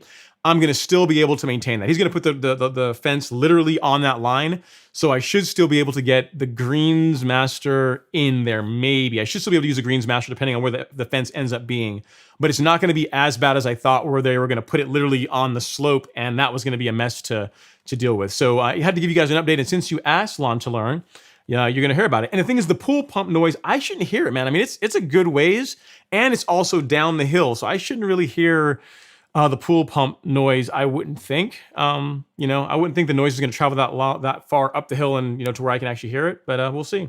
We'll see. I'm looking forward to seeing what the pool project's going to look like. Because I think he's like a civil engineer, so he's done a lot of engineering. He's out there. He's got everything all marked out and getting all technical with it. I'm sure it's going to be a really cool project when it's done. I'm looking forward to see how it goes. But a great question. Gave me a chance to give you guys an update. All right. What other questions do we have here? Let's see. Pablo's Low says, on the lawn, I'm into last year, bought a reel mower, backpack sprayer, string trimmer, filled my garage with Fert and Milo. Everything I thought I might need. I'm all in and committed to Ron's advice. Well, thank you very much, sir. I really appreciate the trust in it. And hopefully, hopefully the results that you guys saw on Alex's lawn help you guys realize that you guys can do it too. I mean, Alex literally, he did all the work. Like, he was the one out there mowing it all the time. But I wanted to really show, because it was a comment from a viewer like in the spring saying, your lawn looks really awesome, but yeah, it's been pampered and babied. You should try someone else's lawn and let's see if you can make someone else's lawn look like yours. So I was like, challenge accepted. And what's better is I filmed it every single week, so there was no cheating. There was not like I waited 2 months and then showed an update and said, hey, look, this is how it was and now it's done. I literally showed you guys every single week as we went through it, everything we did. So if you follow that series, the Fix My Ugly Lawn series, literally go to YouTube, type Ron Henry, Fix My Ugly Lawn, like that. I think it's 14, 15 videos. If you watch that, that is the blueprint. That is literally what we did to transform his lawn. If you do all that stuff, most importantly, the mowing, you do the regular mowing, you're gonna get a good looking lawn. It's impossible for you to not get a good lawn if you do that. But I appreciate the support, Papa Moslow, and of course, always, if I can help with anything, definitely let me know. All right, let's see. Comfort Lawn Care has a question about fertilizer. He says, just tuning in. He says, do you start the spring fert slow, as in a stress blend? So what I did this season is I started out just with just spraying this product. I use the products in the carbon kit, the carbon kit you can get on the golf course lawn store. So the Release Zero, the NutriKelp, the BioSpectrum, and I use a little bit of this stuff, which is the Turfplex 20-3. You look at that, you say, man, 20%, that's a lot of nitrogen. But the rate that I apply this at, I'm only putting down 0.10, a tenth of a pound of nitrogen on the lawn. So I use this as my wake up and get the lawn going fert. And the reason why I like that is once I started seeing a little bit of green up, there's not a lot of, the soil temps aren't really that high when I sprayed this. So I wanted to put something down that the grass that was greening up would be able to absorb and be able to take advantage of. So that's why I am a fan of doing that. But I think the product you're talking about, the stress blend, I forget, I think it's a 7020 or something. I know it's got 20% potassium, I think, in it. That's a great product. And potassium can make a very visual difference in your lawn, especially if your soil is in need of potassium. When I was at the Real Rollers Turf Park, and we did that video where it was one half was done with liquid prodiamine, the other half was done with a 007, which has 7% potassium in it. On the Bermuda plot, so they have a plot there that's that's Tiff Tough Bermuda and also overseeded with rye. And the side that got the prodiamine with the 7% potassium started greening up. So if you look at both lots, literally both sides of that are the same grass. It's Bermuda with a little bit of rye in it. The side that didn't get the 7% potassium stayed, it still looked okay, but the side that got it looked visually better. You could definitely see a visual difference over the course of, I think it was 2 weeks. You saw a noticeable difference in color between the two. So I say all that to say that there's definitely some merit in going with a fertilizer that has a little bit heavier in potassium to start the season. I totally get why you would do that, because I actually saw the results that it can make on a lawn. So yeah, that's I think if that's what you want to go with, Comfort Lawn Care, you'll probably get a good result with it. So great question. Dolly Lamas T says, I'm so excited about the green up. My wife says I'm obsessed. I don't know. I've been prone to sit out there when I'm at lunchtime in the morning when I'm with my cup of coffee and sit there out by the door, standing outside, sipping my cup of coffee, kind of looking at the lawn and looking at the areas as it's greening up. I've been prone to do that. I would not call that obsession. You're just looking at your turf. You're just kind of sending out good vibes to the lawn and say, hey, buddy, when you start greening up, I'm here for you. I've got the mower ready. We've got all the products ready. We are in this together. So it's not obsession. It's it's healthy. Granted, you ask a person that likes to mow all the time, so I might not be the best accountability partner, but if it's an obsession, Dolly Lamati, it's a healthy obsession. We'll go with that, right? Okay. All right. Let's see what else do we have here? What other questions? Okay. So Todd Warizniak, I think I got it right. I think I got it, Todd. If not, I apologize. Says, hey Ron, Todd here. I just bit the bullet and bought a used aerator. Dude, you are hardcore, man. You got your own aerator now? He says, since I'm in Buffalo, New York with Kentucky bluegrass grass, should I aerate before the lawn wakes up or wait another month? Thanks for the great show. I would wait till the lawn is woken up a little bit. I wouldn't go out and aerate just yet. You're probably not, I can tell you this, on a warm season lawn, I can tell you you're not gonna hurt anything. I don't know for sure with Kentucky bluegrass if you aerate now, if it's gonna hurt anything. I can only speak from a warm season perspective. I know I've aerated literally not last year, but what was it 2019 in March. I aerated like literally in March, which is, everyone tells you you're not supposed to do that. It's like, it's pointless to do, but I did that and I got a really good result. Didn't hurt anything. But I can't say for sure with cool season grass that would be a great idea.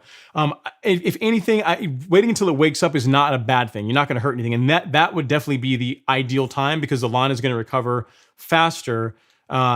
Once it's a little bit greener. So yeah, if you want to wait another month, you're not going to hurt anything. You're in Buffalo, man. I mean, I don't know what kind of temps. I haven't looked at the temps in Buffalo, but I'm sure you're not as warm as we are here in Georgia. So yeah, give it a little more time.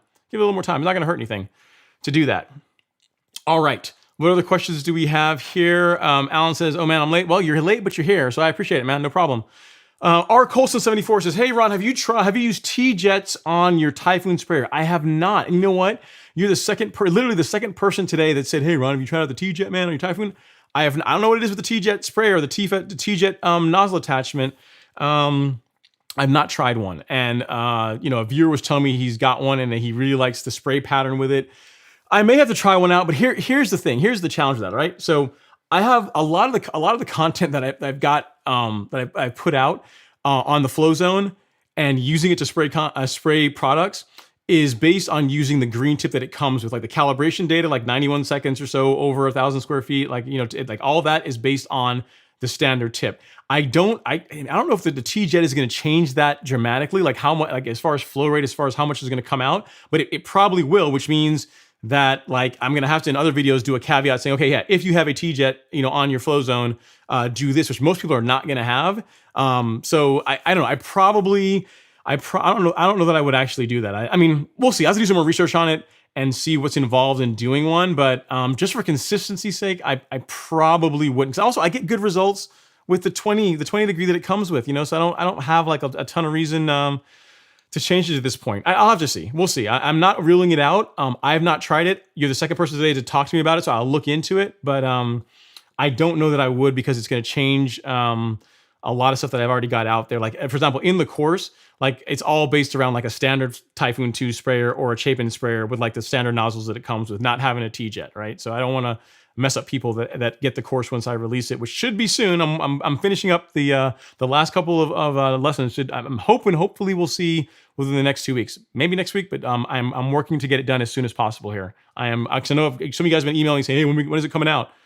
So I will, I'm working to get that done. Now that all the other content's finished that I was committed to, course completion is a big deal. And if you're interested in being notified when the course is ready, go here to golfcourselawn.com and put your email address in, and I will notify you whenever the course goes live. You guys will be the first ones to know before anyone else. So I'm going to email people on that mailing list here at Golf Course Lawn when the course goes live. So very cool. All right, other questions that we have.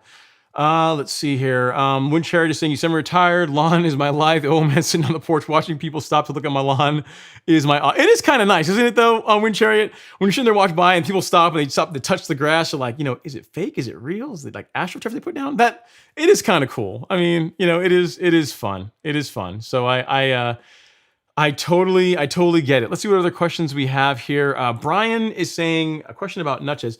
Says, Ron, enjoy the show. Thanks for watching, sir. I appreciate it. Says, image on nutsedge. Label says 4 large areas to treat. Label says 4 large areas to treat.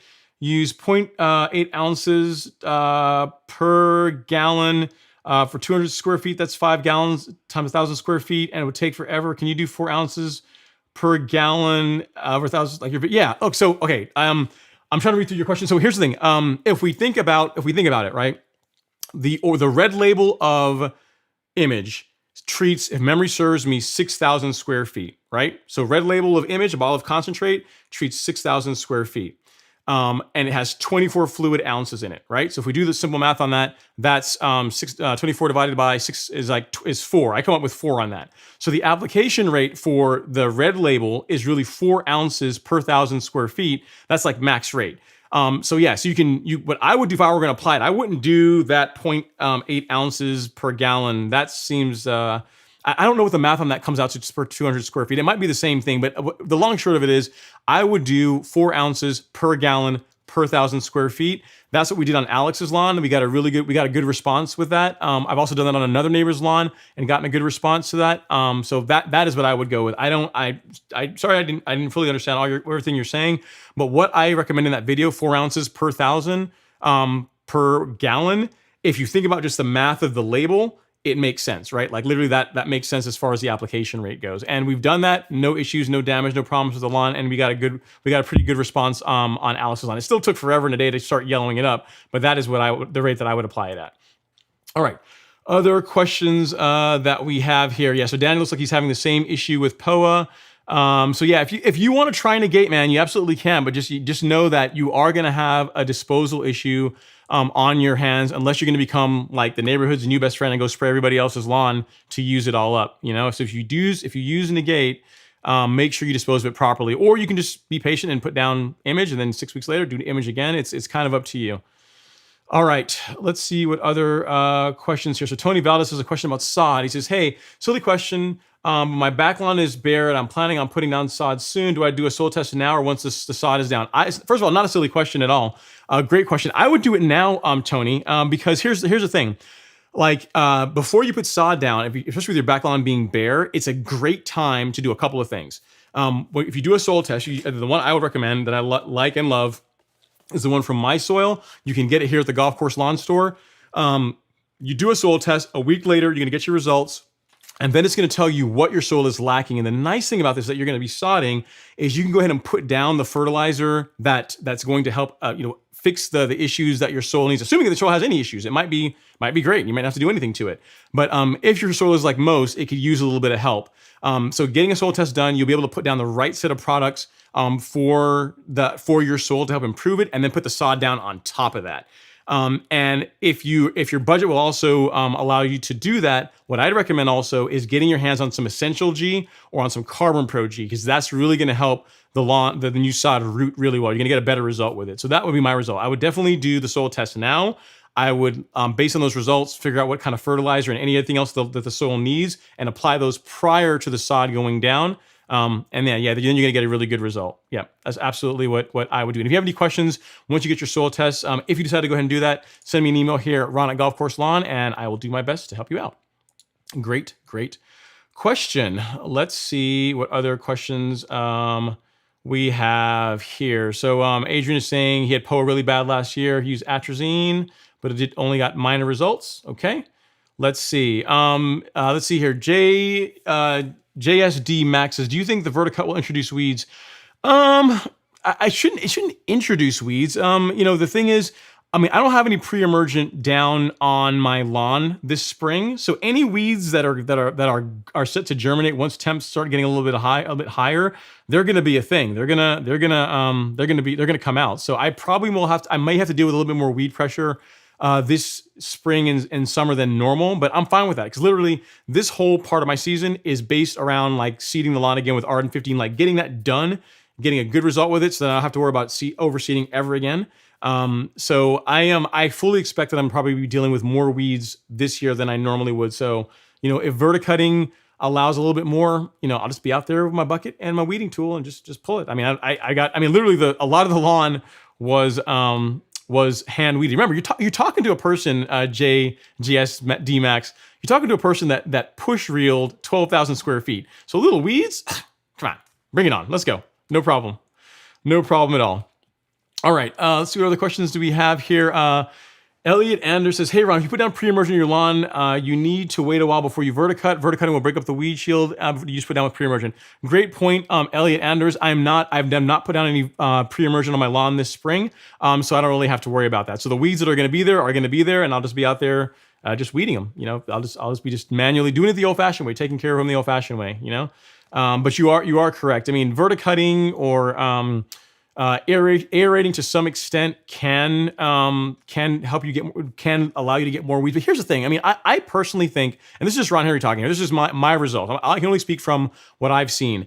Like outside of this year, every year I've put down pre-emergent, and every year I've aerated, and I've not really had a ton of issues, honestly, with weeds. So the whole thing about like aerating your lawn, like so you put down pre-emergent, then you go and you aerate your lawn, that you're now going to have this massive weed outbreak, I think it's kind of oversold.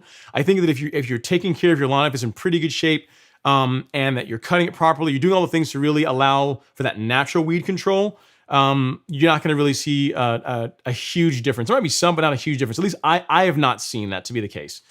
All right. And while you guys, we're kind of winding down on the live stream here, but if you guys that are coming in since the beginning, if you guys wouldn't mind hitting the like button, just ever so gently, I'd appreciate it. It's free to you, costs you nothing, and it helps the channel out. It's an easy way for you guys to support the channel. So I'd really appreciate it if you would do that. Let's see here. Papa Moslow says, I even bought the weed tool you use on Alex Lawn. It's a great tool, man. It does a great job. I should have it here. I need to bring it in and show you guys in the next live stream like what it looks like. The reason why I like that one is that yes, all you have to get down. I like that one better because it doesn't do as much. It doesn't do a whole lot of damage to the lawn. Like it doesn't like take out a big chunk like some of the kinds that you can stand up like they have like the T handle. Those work well. You can do them while you're standing up, but they make a big like divot in the lawn. I'm not a huge fan of that. So that's why I like the old school, hand weeding tool. All right, let's see what other videos we have here. Lawn's gonna give me a hard time about the Milo bags. Yeah, does the lawn need it? No, am I gonna do it anyway? Yes. Not one of my better moments, lawn to learn, but it was a fun video to make. It was definitely a fun video to make, and I'm glad you enjoyed the session, the Fix My Ugly Lawn series. Wind Chariot. It was cool because it's just I figured that it's a cool way to show you guys that it is possible. Like any of you guys that have the time and the desire to do it can have a lawn that looks just like mine, has lawns that looks just like Alex's. You can make one that's even better than mine or Alex's lawn. And that series literally shows you like literally the entire process. It's the entire blueprint of how to do it. So if you've not watched it, go back and watch it. I probably won't be doing another one just yet. Unless I find a neighbor that wants to do it. And it's still, everything that's in there is still valid. So just watch that and just do what's in there and you'll get a good result. All right. Let's see what other points we have here. We have a real rollers in the house, guys. Listen, I like my mowers, right? I like my True Cut. I like my Greensmaster. I'm a fan of mowers, but you talk about people that have like, I wouldn't say it's unhealthy, but like you're kind of bordering on like near unhealthy obsession with real mowing. The guys at Real Rollers, man, if you guys saw the video that I did when I was at the turf park, they are known as the dealers for Swordman, but they also do True Cut. And they also, they have a bunch of other mowers. They've got like an Allet out there. They've got, or Allet, which I'm not sure which way is the correct pronunciation. I'm sure someone will tell me whether it's Allet or Allet. They've got like a California Trimmer. They've got, what else have you guys got? They have a McLean. They've got a little bit of everything there. And if you are in the Northeast Georgia area and you just want to go out and hang out with some really cool guys and go play around on two different types of Zoysia and on a Bermuda lawn. And I personally, for me, I would spend most of the time on the Bermuda lawn because Bermuda is, out of the three plots, Bermuda is the best grass. I don't want to tell Lee and the guys that. They know it, but it's the one that I would spend my time on. But if you got time and you want to go do something cool, go check them out. They're really, really cool, pretty accommodating, and it's and just see the facility. They do a really, really good job. So thanks for chiming in tonight, guys. I really appreciate you guys coming to hang out. I appreciate that very much. All right, we got a super chat here from Josh Habib. Super chat received. It's happy Friday, Ron and company. Cheers, bud. Thank you so much, sir. I really appreciate the support. Thank you so much. Okay, JG's talking, says, on the lawn training, my card is definitely revoked. I just traded Tiffany. You traded Tiffany's for Essential G for your birthday? You have drank the carbon Kool-Aid, JG. That's you know what though? A girl that does that is someone that probably already has plenty of Tiffany's. I'm pretty sure that would not have been your first trinket or whatever you were going to get from Tiffany's for the Essential G. So you probably have enough. You're saying, you know what? I'm going to go carbon. I want to go carbon. I want to help, my plants, my potted plants, my shrubs, the lawn. I'm going to go Essential G. So I get it. For a girl that already has plenty of Tiffany's, what do you want? Essential G. So good choice. I appreciate the support. I appreciate you guys grabbing it. And I'm really looking forward to seeing the results that people have with Essential G over this season for those that don't have a SiteOne nearby to get CarbonPro-G. It's a really, really good product. I'm really happy that Miramichi Green, one, put it together, and then also was gracious enough to allow me to make it available to you guys, to the DIY community. And if you're interested in getting it, you can get it here at the Golf Course Lawn Store. It is in stock and shipping today. All right. Let's see what else we have here. Chaz Bishop, he says, "Hey Ron, I just found out from my friend who told me that Bermuda is a weed. I think we need to rethink. I mean, you said he's your friend. Like, what friend calls Bermuda a weed? I mean, that's like me going to Alan and telling him that like St. Aug is crabgrass. It's just not. It's just not nice. At a minimum, it's rude. At a minimum, it's very rude. He said you're spending all your time for a lawn weed. Well, you can tell your friend that we are very proud of our lawn weed, and that with enough care and cultivation, the lawn weed can look really nice, and we're very proud of our lawn weed, our Bermuda. So you just leave Bermuda alone. I mean, realize it's not Zoysia, it's not highfalutin like Zoysia, but it's still an awesome grass that I like a lot. So that's very cool. It's cool your friend's giving you a hard time about Bermuda. All right, let's see what other questions we have here. Fidip says, last July, I top dressed my 10-month-old sodded lawn. Okay. When I scalped last week, I noticed my mower was kicking up sand soil that I use for top dressing. Isn't top dressing supposed to sink in? I mean, it's okay. So top dressing does incorporate into whatever existing soil you have like over time. But I mean, if your mower was kicking up sand and soil, you were down at the dirt. I mean, you were hitting dirt when you were top dressing, which I mean, it's really no different than if you didn't top dress and you did that. You would get soil or dirt coming up. You know what I mean? Fidip. So nothing's wrong. I mean, I think you're still fine. When I scalp, I don't take it down to the dirt. I know some people like to do that. I don't do it mainly because it's for my lawn, it would just be way too much work. I have 12,000 square feet to remove yet another half inch of material. That would be painful. That would be painful. Plus, it's also, when you go down to the dirt, it's harder on the equipment, right? So I just, even though the True Cut's built like a tank, it can take it. I don't want to beat it up any more than I have to. That's why I just took it down to like just below the height of cut that I'm going to be maintaining the lawn at. But to answer your question, you're absolutely fine. The top dressing worked just fine. If you are getting some of it being kicked up, that's because you're scalping super low. And the same thing would happen if you hadn't top dressed. You'd just be throwing up dirt. So nothing's wrong. You're good to go. But thanks for chiming in, because I'm sure other people are gonna probably have that same question. So thanks for the question. I appreciate it.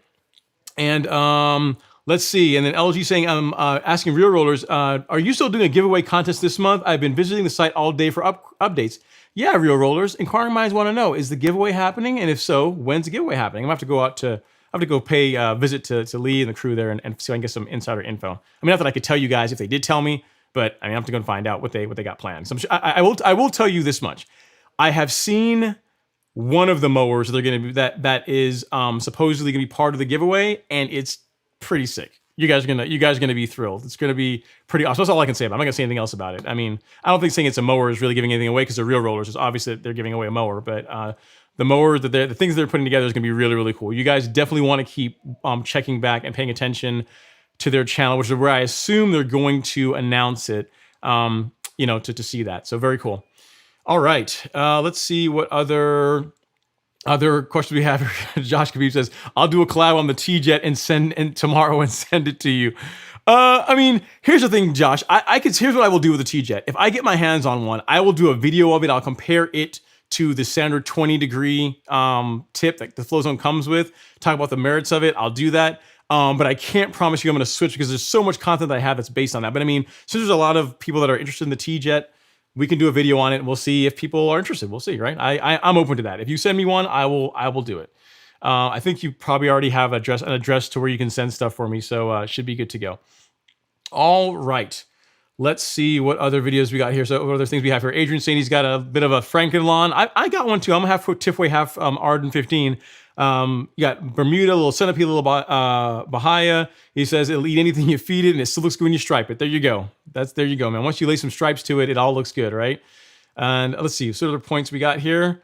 Weather's Weekend is saying, welcome to the weekend. Now the yard stuff is easy for you. Do you ever think about starting a garden? We do. It's fun. But here's the thing. I can't mow a garden, a Brother's World. Like, what am I gonna do with my Greens Master? I've already broken it up with Milo. I already have like one fertilizer that I'm on the outs with. Can you imagine if I started becoming like a hardcore gardener? Like, my reel mower wouldn't start. Like, string trimmers start acting up. Like it'd be a revolt. I can't do it.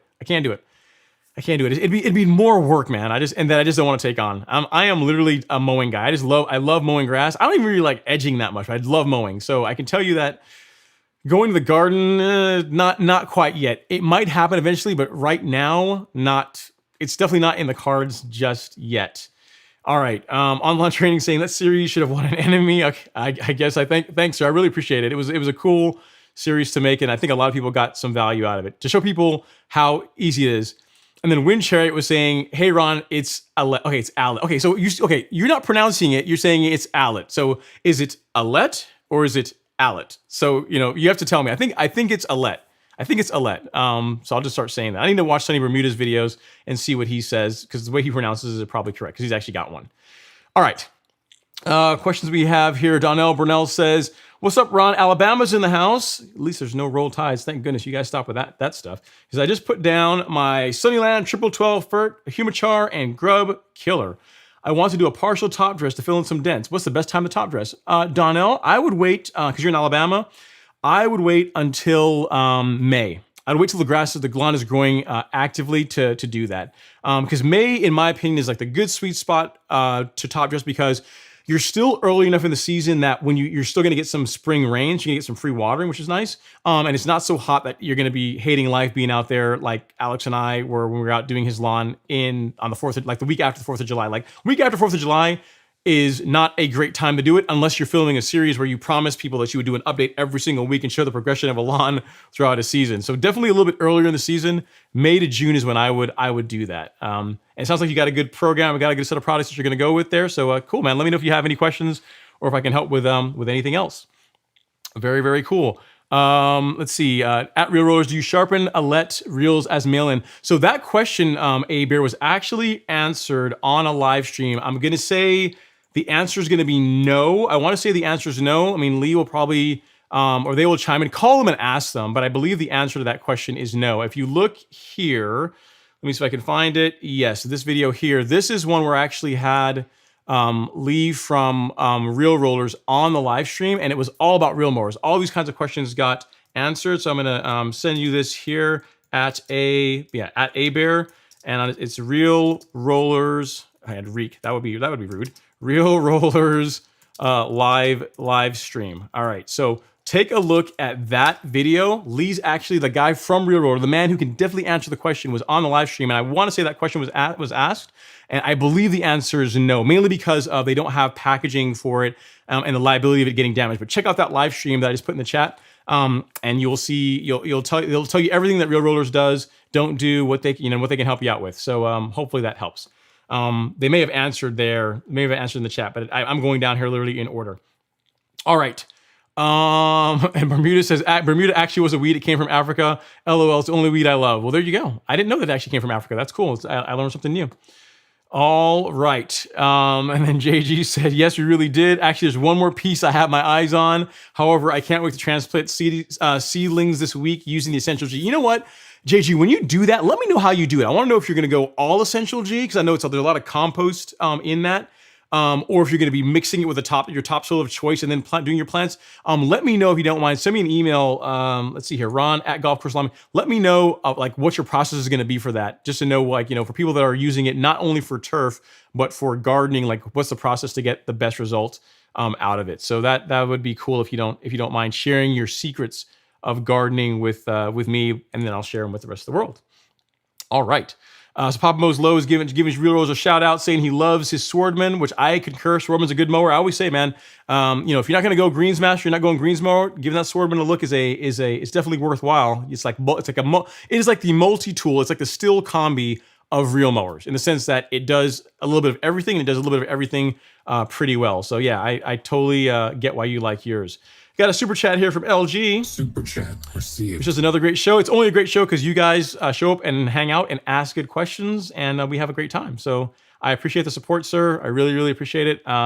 Thank you for all your help and with everything that you do for being here and watching. I really appreciate it. All right, let's see what other questions we have here. So Corey Williams has a question about overseeding and prodiamine. He says, how long should I wait after putting down image and prodiamine before overseeding? Okay, so here's the thing. If you're going to overseed, I would put down image. You can do image. I would not do prodiamine because it's going to hurt your... it's going to hurt the germination you get. So here's a great example, guys. Like last season, I did it the wrong way. Like last season, I put down spring pre-emergent. It went down like in late February, early March. And then I still overseeded my lawn with Arden 15. And you guys look at the results. You guys saw it still grew in. I still got, I think pretty good germination, but there were some spots of the lawn where it just didn't take. And having pre-emergent, having prodiamine in the soil definitely probably had a big part, had something to do with that. It didn't help the situation. So that's why this year I'm not doing any pre-emergent. And if you're really bent on overseeding, I wouldn't do pre-emergent in the spring either. Like I would pick one or the other. It's either pre-emergent or it's overseeding. Otherwise, you're going to be spending a lot of money on seed and you're not going to get the most out of it. So it's your call. The image should be fine. You can put that down, wait a week or two later and then absolutely go to town on your seeding. But prodiamine, I wouldn't do that if your main goal this season is to get the best result out of your overseeding. If you don't care, you just want to see what will grow in, put it down, but it's not going to be as good as if you don't apply pre-emergent. All right. Other questions we have here. Robert Mahora says, is burning a Bermuda lawn bad? I don't personally think so. I know I know of a neighbor that's done that. Not a neighbor, a friend of mine, Lee. You probably saw some of his lawn on the season 2 years ago. He had the Honda Rotary. That was the I did the unboxing. It was his lawn. He burned his lawn and it came back lovely. I mean, it popped back really nice. It's an easy way to add some carbon to your lawn. But the big thing with burning your lawn you have to be careful with is, one, you want to make sure that you put a nice water border, and then you also have to make sure that it's both legal to do in your area, like you get a permit to do it, and then also per your house association rules that you're allowed to do it. But there's not a ton of negatives to it. I mean, I wouldn't do it here because I haven't read the house association rules, but I'm pretty sure that burning the lawn is not going to be allowed. And I have such a big property that, I would be afraid of it getting out of hand and burning someone else's lawn. I personally have not done it and would not do it, but people do it and get really good results. I would not call it a bad thing, assuming that you fit in that category where your HOA allows it, or you live somewhere where you don't have an HOA and you can do it, and you get a permit for it, and you take all the precautions, like a good water board, or have someone with you with a hose to kind of knock it down as it's getting into areas where you don't want it. But it's a way to save time. It's definitely a lot less work than scalping for sure. All right. Let's see here. Brad H says, if you start gardening, I'll take that Greensmaster. And Aldo Beltran, he's helping out. He says it's Alet or Alet, not Alet, which again, you have to realize when you guys put a comment in, I can't hear how you're pronouncing it, but I know you're just messing with me, and it's all in good fun. But I think it's Alet. I think, but we'll go with that. But good joke, Aldo. I appreciate you coming in and giving me a hard time. It's always fun. All right. So LG saying he says, excited that my carbon kit showed up today along with Essential G. Won't be able to use any of it for another month, but I swear the lawn instantly greened up when the UPS boxes arrived on my property. That's awesome, LG. I really appreciate the support. And if you guys that are just joining the live stream don't know what LG's talking about, he's referring to the golf course lawn carbon kit, which is in stock and shipping now, shameless plug. And what this is are 3 products. You get Release Zero, which is a 10% micronized carbon. It's think of it almost like a supercharger for any liquid products you're applying to your lawn. You have NutriKelp, which has 24% kelp in it, which is a great just source of food for your lawn. It's an excellent product. And it's got very low NPK, so 1% nitrogen, 1% phosphorus, 1% nitrogen, 1% phosphorus, 4% potassium. And then finally, there is BioSpectrum, which is Miramichi Green's microbial package, which is included with the kit as well. So it's a great way to save yourself a bit of money if you want to start adding carbon to your lawn. When you buy the kit, it comes in a 5,000 square foot size and a 10,000 square foot size. Both kits are set up to be able to do 3 applications. So if you decide you're going to start in in April, you could go April, May, June.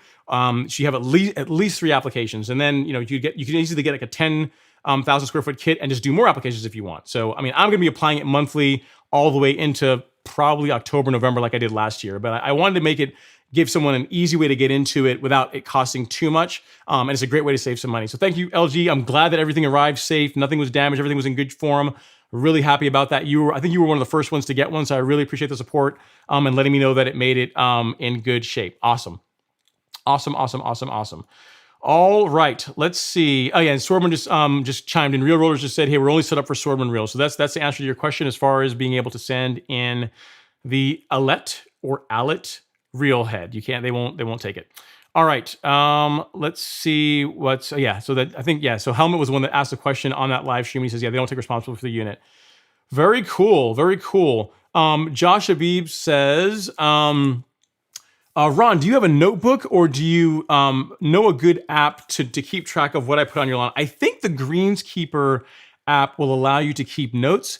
I think the Yard Mastery app also allow you to keep notes what you put on the lawn. I just use a notebook, or not a notebook. I just use I have like I use TextMate. I'm like a Mac guy. I'm always in front of my computer. So I just put notes. I use a combination of notes and a calendar. On my calendar, I actually have like when I'm putting things down and what I put down. So yeah, I mean, it's my system, even though it seems like I put a lot of stuff down on my lawn, it's actually pretty simple. Like literally once I get to the point of doing PGR, like at the beginning of the month, it's going to be my granular and it's going to be the carbon kit and PGR. You know what I mean? So it's really, what I do is really, it seems complicated, but it's really not that much. And then for my granular at the beginning of the month too, my granular carbon goes down. So it's not really, I don't have a ton of stuff that I have to keep track of outside of like my application rates. And because I run my nitrogen on the low side, I tend to not over apply it. I get pretty good results without nerding out too much and overthinking the process too much. But to answer your question, I use a note, use TextMate, and I also use a calendar on my Mac that is keep notes in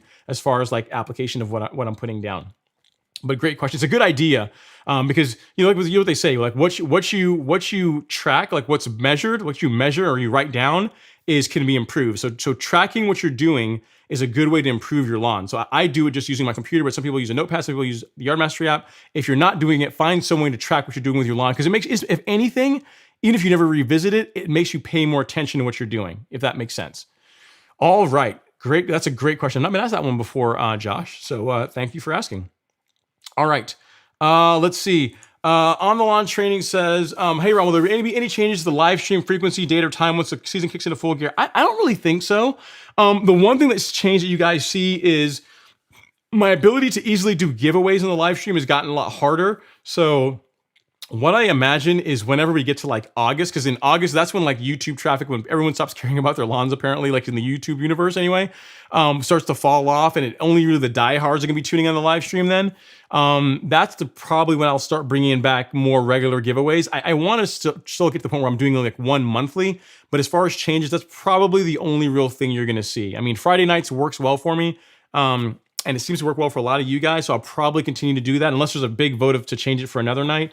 I've got some people saying that doing it on a Sunday night might work better, but I've already got this slot filled in, and I've got my routines. There's probably not going to be a difference. But yeah, my plan is to continue doing it every Friday night, 7 p.m. Eastern, as long as I'm not out of town or proctoring like black belt tests or something like that.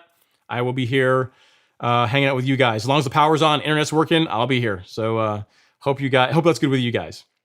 All right, we got Princess Cut Lawn Care in the house. What's going on, George? What's going on, dude? Thanks for coming to hang out in the live stream. I appreciate it. And George always doing good content. If you want like some snowblower stuff and I guess once it starts warming up there in Chicago, he's gonna start on his cool season game. So be sure to keep notes on what George is up to for sure. Let's see. And then we have a question here from Nayan Patel. Hi, Ron, is it okay to put Negate right now on Bermuda in Georgia? Sure, absolutely. Yeah, so I've sprayed Negate on 2 lawns this season so far. So we went back, we did image on Alex's lawn, but he wanted the POA gone faster, and he didn't want to do like another image application. So we did Negate on his lawn. And then another friend of mine, Brett, we did his lawn that had a lot of POA, and he was just impatient. He didn't want to do image, so we did Negate on that. So as far as spraying it, yes, it's completely okay to spray it. The big thing with Negate, as I was saying, if you're only now joining Nyan, the big thing with Negate is make sure that after like 6 weeks go by with that intermediate mix, make sure that you dispose of it properly. Do not just pour it down the drain. Don't throw it in the trash. Make sure you take it and get rid of it in the right way. That's part of the reason why I have not yet made a video on it, because I want to make sure that people actually get rid of the stuff the right way. But yes, to answer your question, that is short. Like the one word answer is yes. You can absolutely use Negate on your Bermuda lawn now, no problem whatsoever. Let's see what else we got here. Another carbon kit things is my carbon kit arrived yesterday. Thanks, Ron, for the application rate. Do you plan to apply? Do I apply peat moss using your spreader? No, I've never. Here's the thing: I've never applied peat moss to my lawn before. So this year, when I do the overseeding, If I end up using peat moss, I don't know if it'll go down on my spreader. We'll have to see. I'll have to do some research on that. I'm not sure. I know CarbonPro-G and Essential G will go down on my spreader, which I might just end up using that. I might just get a ton of it, just use that to top dress it, right? As my thin layer. We'll see. But to answer your question, no, I've never used peat moss in my spreader because I've never put peat moss down just yet. But we'll see. You might see it done this year. And I appreciate you buying the carbon kit. Thank you so much. If you have any questions, let me know. Again, I have a video that I filmed literally today on the carbon kit on this afternoon on like how to mix it, how to apply it, and especially around the biospectrum, that part of it. Because some people had some questions about that. So I am going to be dug in on Final Cut this weekend. Once I get through, I have a birthday party to go to tomorrow, but outside of that, I'm going to be on Final Cut editing that video, hopefully to get it done for the first part of next week. So you guys will be, then I'll be done. You guys will have everything you need to know between Essential G and CarbonPro-G, that video is done. And then the carbon kit video will be done. And then you guys will have everything you need to be able to go forward and conquer and create amazing lawns. That's my plan. All right, let's see what other points we have here. And then Helmet Rocket says, it's Alette as in English and not Alette as in French. Companies based in England. So is it Alette then? Is that how we say it? My terrible English accent, terrible British accent. All right, I'll have to look it up because I'm tired of saying it wrong. You guys are giving me too much grief. I'm just going to figure out how to pronounce it and just pronounce it right from now on. I'm not going to deal with this abuse anymore. All right, let's see what other questions do we have here in the live stream. JG was saying, so she's answering my question. The spreaders don't work real well for peat moss. We use compost spreader for ours. So there you go. Thank you, JG. You're probably saving me some headache. So I'll have to see if I can get a compost spreader to put down some peat moss if I decide to do that. Let's see what other points we have here. We are winding down, guys. I'm about talking you guys out. Some questions about Princess Cut Lawn Care. What's going on in the north, in the cold north? Let's see here. A question for a point from B Gaines. He says, B Gaines from Conyers, Georgia in the house. I followed your lead, Ron, on my 12,000 square foot lawn. Put down 7 bags of CarbonPro-G. Well done, sir. Well, you know what? We're going to clap it up. We just take a moment. It's got to be done. It's got to happen. It's just got to happen. 7 bags of CarbonPro-G, 5 bags of Pro Pellets Lime, and 1 bag of Humic 1608, 1 bag of the Yard Mastery 777. You did it all, man.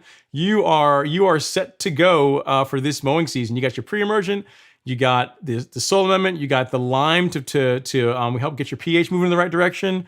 You got the Humic Max fertilizer, which again, the thing that he's talking about, I didn't talk about that specifically on the live stream, but if you guys, I couldn't show it to you last week because I didn't have it last week, but also a new thing on the channel, in addition to the carbon kit, is the Lebanon Turf Country Club Humic Max fertilizer, which is an awesome fertilizer that I did a video on this. If you guys have not seen it, check that out. And we finally were able to convince Lebanon Turf to allow to bring a fertilizer, one of their country club line, to the DIY community. So now you guys can buy the same fertilizer that I have grown to love and use on my lawn. And this is a really good one. Again, it's 1608, so something you can apply monthly. And it also has 9% humic acid in it. So it's like a combo fert. You know, you're going to feed the soil with this and also fertilize your lawn in the process. So it's a really, really, really great product, and it's in stock and shipping now at the Golf Course Lawn Store. So go and check it out if you're looking for like a really good fertilizer to use on your lawn. Get you some Humic Max. And now I don't have to deal with the comments anymore of saying, oh yeah, you really use the Lebanon stuff, but no one else can get it but you. Now you guys can all get it. You all have access to the exact same stuff I'm using. You got the carbon, you got the fertilizer, you even have the process, because you watched the Fix My Lucky Lawn series. You got everything you need to know. All you got to do is do the work, and you are going to get the result. You're all set to go. All right, question here from Greg. We're winding down. He says, smooth or ridge rollers, which is best? Okay, so there's a lot of thought on this one. So Lee answered it probably better than I could from Real Rollers. I have a smooth roller on my True Cut, and I have a grooved roller on the Greensmaster. What I found, I mean, here's the thing: either one was going to strap the lawn pretty well. But when you're starting out, like using a smooth roller, at least is what I think, if memory serves what Lee was saying, most people start out with a smooth roller and they get a pretty good result with that because it doesn't bite down into the turf quite as much as a grooved roller.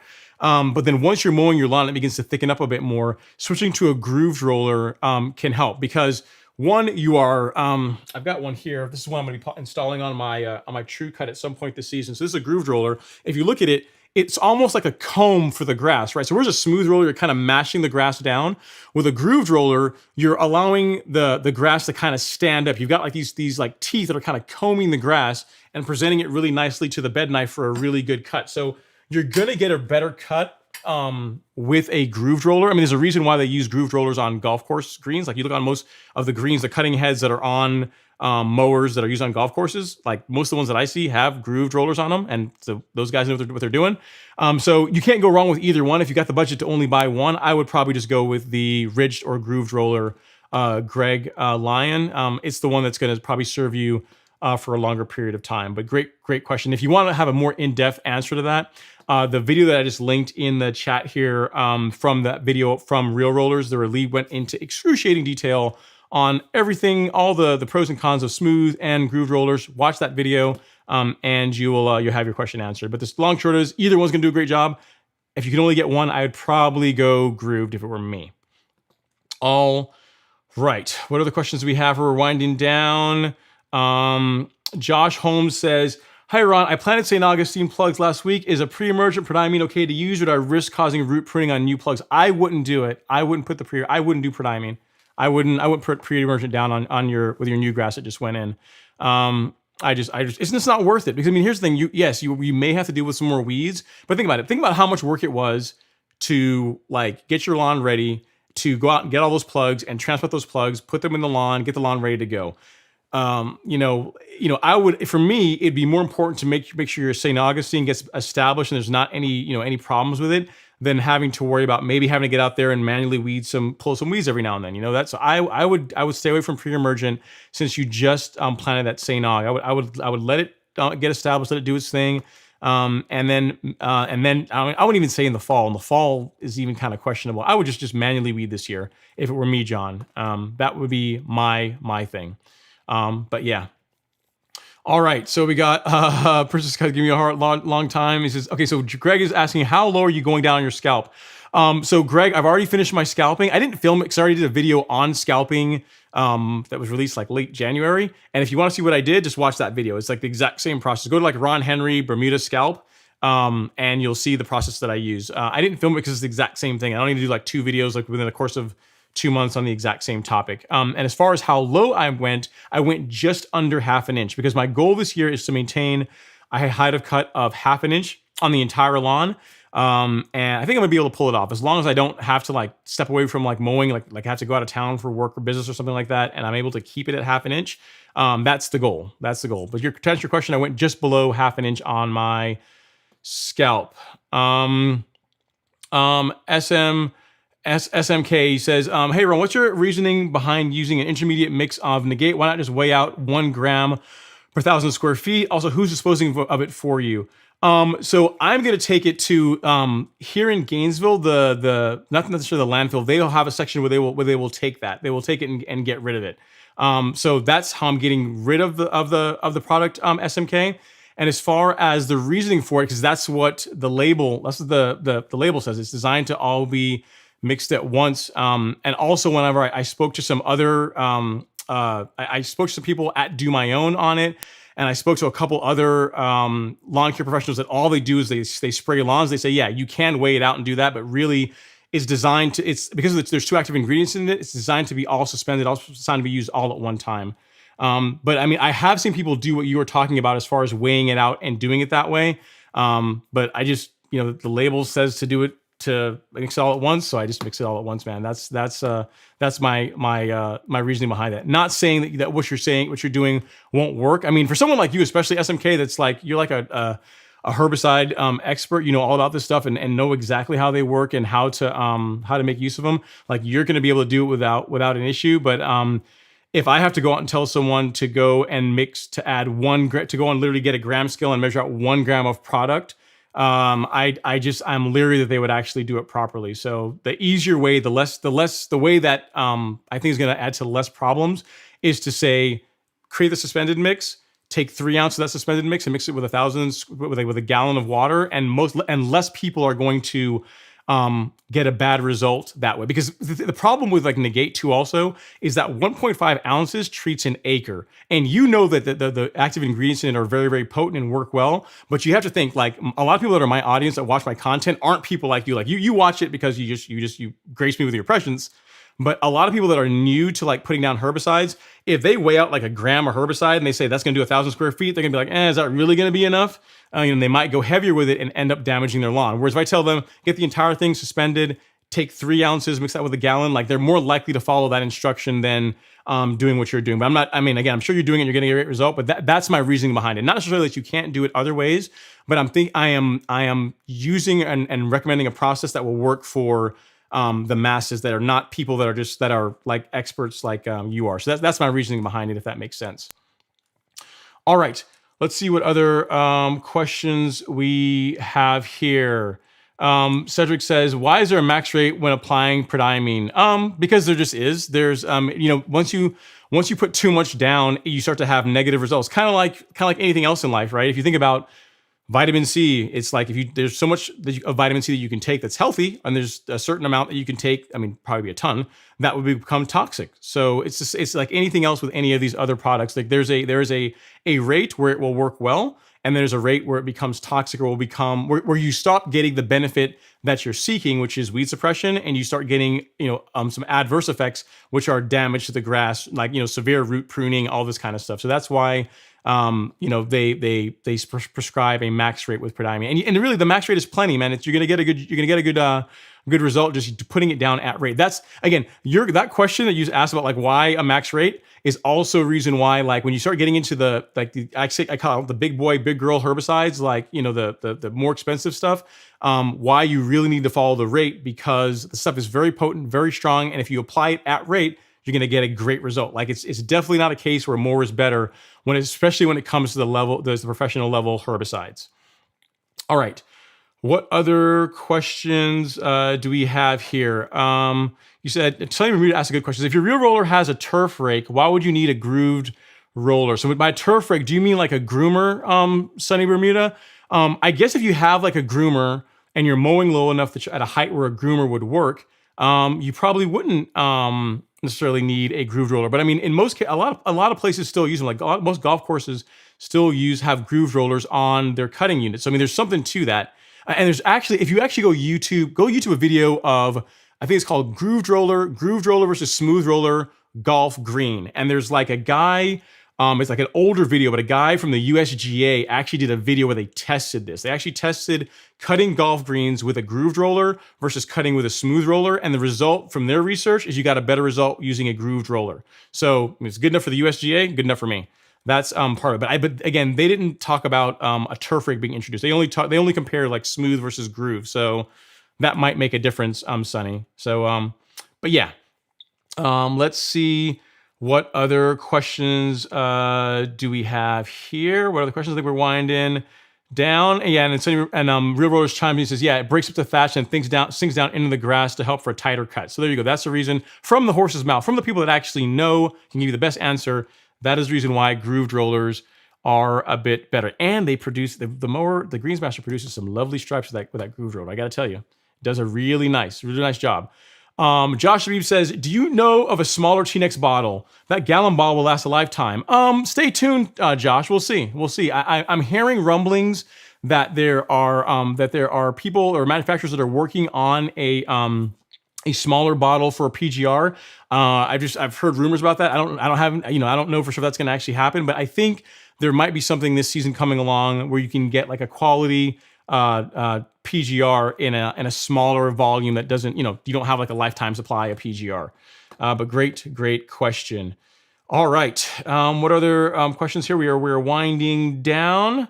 SMK is helping me out. I appreciate that, sir. Chiming in the chat, getting all those hard questions taken care of for me.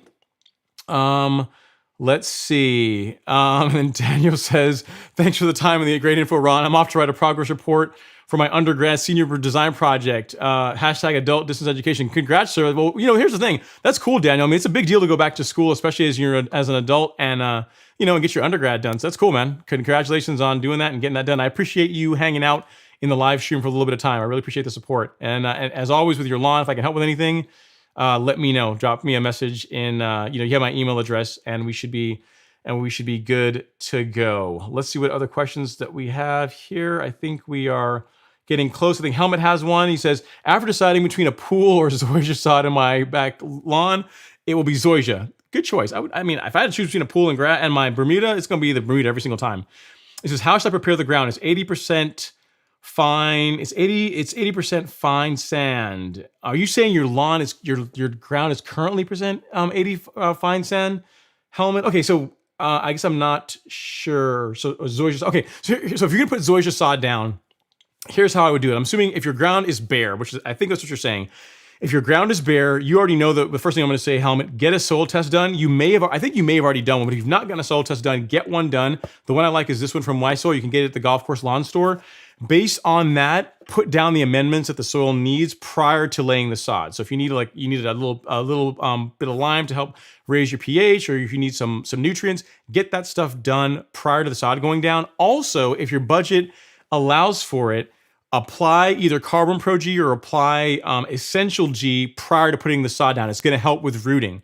That would be my plan, my blueprint for getting the best out of your sodding project. Because you're doing a Zoysia sod, so I know you're spending some money on it, not cheap. So if you're willing to do that, those suggestions will help you get a better result. And good choice on the pool versus on the Zoysia grass versus the pool. Okay, great.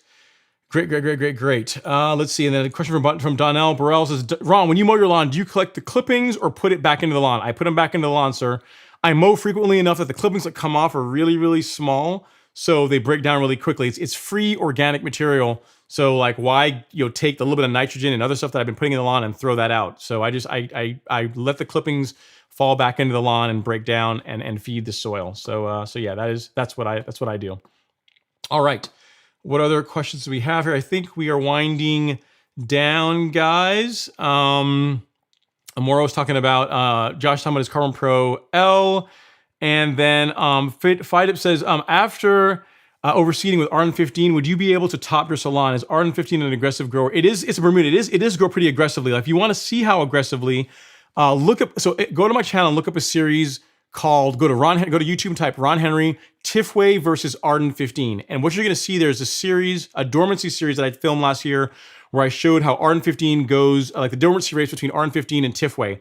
And you're going to be able to see the parts of the lawn where the Arden 15 filled in within just one season. So I literally put it down in late April, and you can see over the course of like 4 or 5 months, like how much it filled in the lawn watching that. So yeah, it's Bermuda, so it grows pretty aggressively. And then as far as top dressing, if it were me, what I would do is I would get the top dress. I would try and combine them. I would do the top dressing, and then once you're done with your top dress, do your seeding on top of that, and then put whatever compost or peat moss, whatever you're gonna do on top of the top dressing. That's how I would do it. I would do it all at one time. If you're planning, that's what your plan is for this season. If I did, but really, if you're breaking it up, you want to wait for the lawn to be established. So. Let's say if you overseeded with Arden 15 in May and you wanted that to grow in, I might give it till late July, early August, which is when probably about the latest window that I would top dress a warm season lawn. I'd probably give it that much time before I top dress. You want it to be established well enough that you're not gonna like rip it all out and do a lot of damage to it when you top dress it. That's why I'm saying you want to give it as much time as possible. But for me, I would do all of it all at once. All right, let's see what other questions we have here. Then we're running down. Dalvin Larry says, hey Ron, I followed your steps of mixing prodiamine in an image 2 weeks ago. The issue is I used the wrong image. How do you mean you used the wrong image? And I need to reapply image for the Poanua. What are your thoughts on another application? Send me an email. Let me know which image you used. I need a little more context to answer that question properly. So send me an email. Let me know which image you used. And then I'll be able to give you a better answer. I mean, for the red label image, per the label, they want you to wait 6 weeks between applications. If you put it down, it's going to be in yellowing in 1 to 2 weeks, 3 to 5 weeks for the most of the damage it's going to do to whatever the weed you're trying to kill. And then at 6 weeks, you can reapply. So really, without even knowing what you put down, I'm going to say 6 weeks.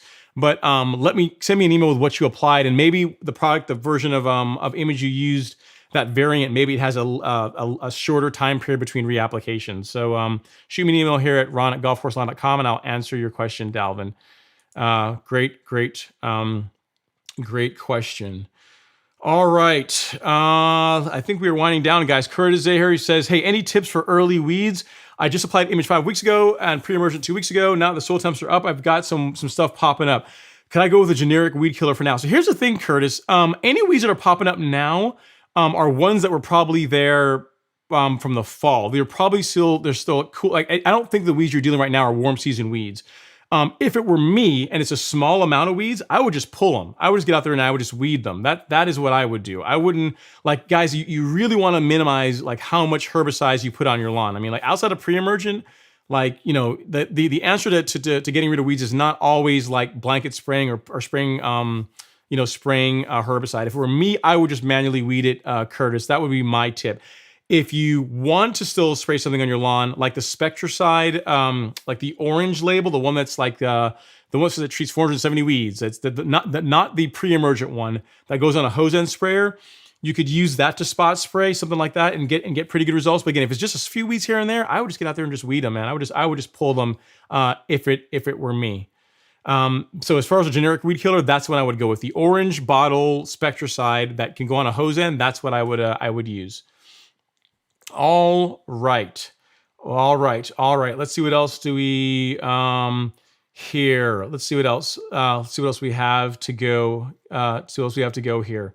All right. SMK says you got Miramichi to hear you. Get on T-Nex next, and that would be a gold mine. I'm tired of watching the lawn forum people sell 16 ounces for T-Nex. Wow. Yeah. I mean, I'm gonna do my best, man. I mean, it's not so much that Miramichi Green heard me. Like you guys gotta realize, like a lot of the products, like everything you guys see me using, are stuff that I was using for years prior to a way where I could even make it available to you guys or have any way to monetize it. Like I literally use Miramichi Green products because I believe in them. I use CarbonPro-G, and I still recommend CarbonPro-G, even though there is not a way for you to make a penny on it because it's an excellent product, and I know it's going to help you guys improve your lawn. I mean, Essential G is a way for you guys to buy something that does help me out, and if you don't have a SiteOne nearby, to get a really quality granular carbon. But like if you guys see me recommending something, it's because I believe in it, and it's something that I want to use on my lawn, whether I can make money on it or not. It's something that I truly believe is the best product. It's going to help me get that greener grass. That's why I'm using it on my lawn. So we'll see. I mean, I've heard grumblings of like T-Nex in a smaller container, and if I find anything else out, I will definitely let you guys know. So we'll see. You know, there's a lot of ask for it, so someone's probably working on it. All right. Jose had a question here. He says, hey, I'm sorry late for the party. I'm putting in a pool. They're going to terrorize the Bermuda. Should I sod $350 a pallet or overseed? I would sod. Once they're done with the pool, use sod. It's going to be easier. It's just going to be a lot easier to get it reestablished and get the lawn looking nice with sod than overseeding. Like seeding Bermuda is it's a commitment, man. It's a lot of work. It's a lot of water, and you have to be patient when you do it. So it's a whole process that goes into getting a good result with seeding Bermuda. And you're doing a pool. I would just throw some sod down, man, and 6 to 8 weeks with enough heat, you're gonna be looking good. So that's probably what I would do for someone that doesn't want to go out and do a whole lot of headache. That would be my result. Let's see. Greg Lyons says, what am I doing with all my dead clippings? My trash man won't take them anymore. They still take it around here. So, or find a place that'll take compost and dump it out there. But around here, they will still take it as long as you have it in the right containers. Well, guys, I think that is all we have. I really appreciate you guys hanging out in the live stream. I've gotten all the questions answered, I think. And if I missed anyone, not because I'm ignoring you, please send me an email here with any questions that you have missing, ron@golfcourselawn.com. If you're looking for the carbon kit, it is shipping now at the Golf Course Lawn Store. It's a great way to support the channel. And more importantly, it's a great way to get an amazing lawn. So again, it's shipping right here. As far as the products we have available, there are the Release Zero, the NutriKelp, and of course, that granular in the form of Essential G. All great products, all products I believe in, all stuff that I use on my turf. Guys, I appreciate you guys so much. If you're not yet a subscriber, consider subscribing. Share this live stream with anyone else you think could benefit with it. Get out there in the lawn this weekend and do something fun. I will see you guys next time. Have an amazing weekend. Take care.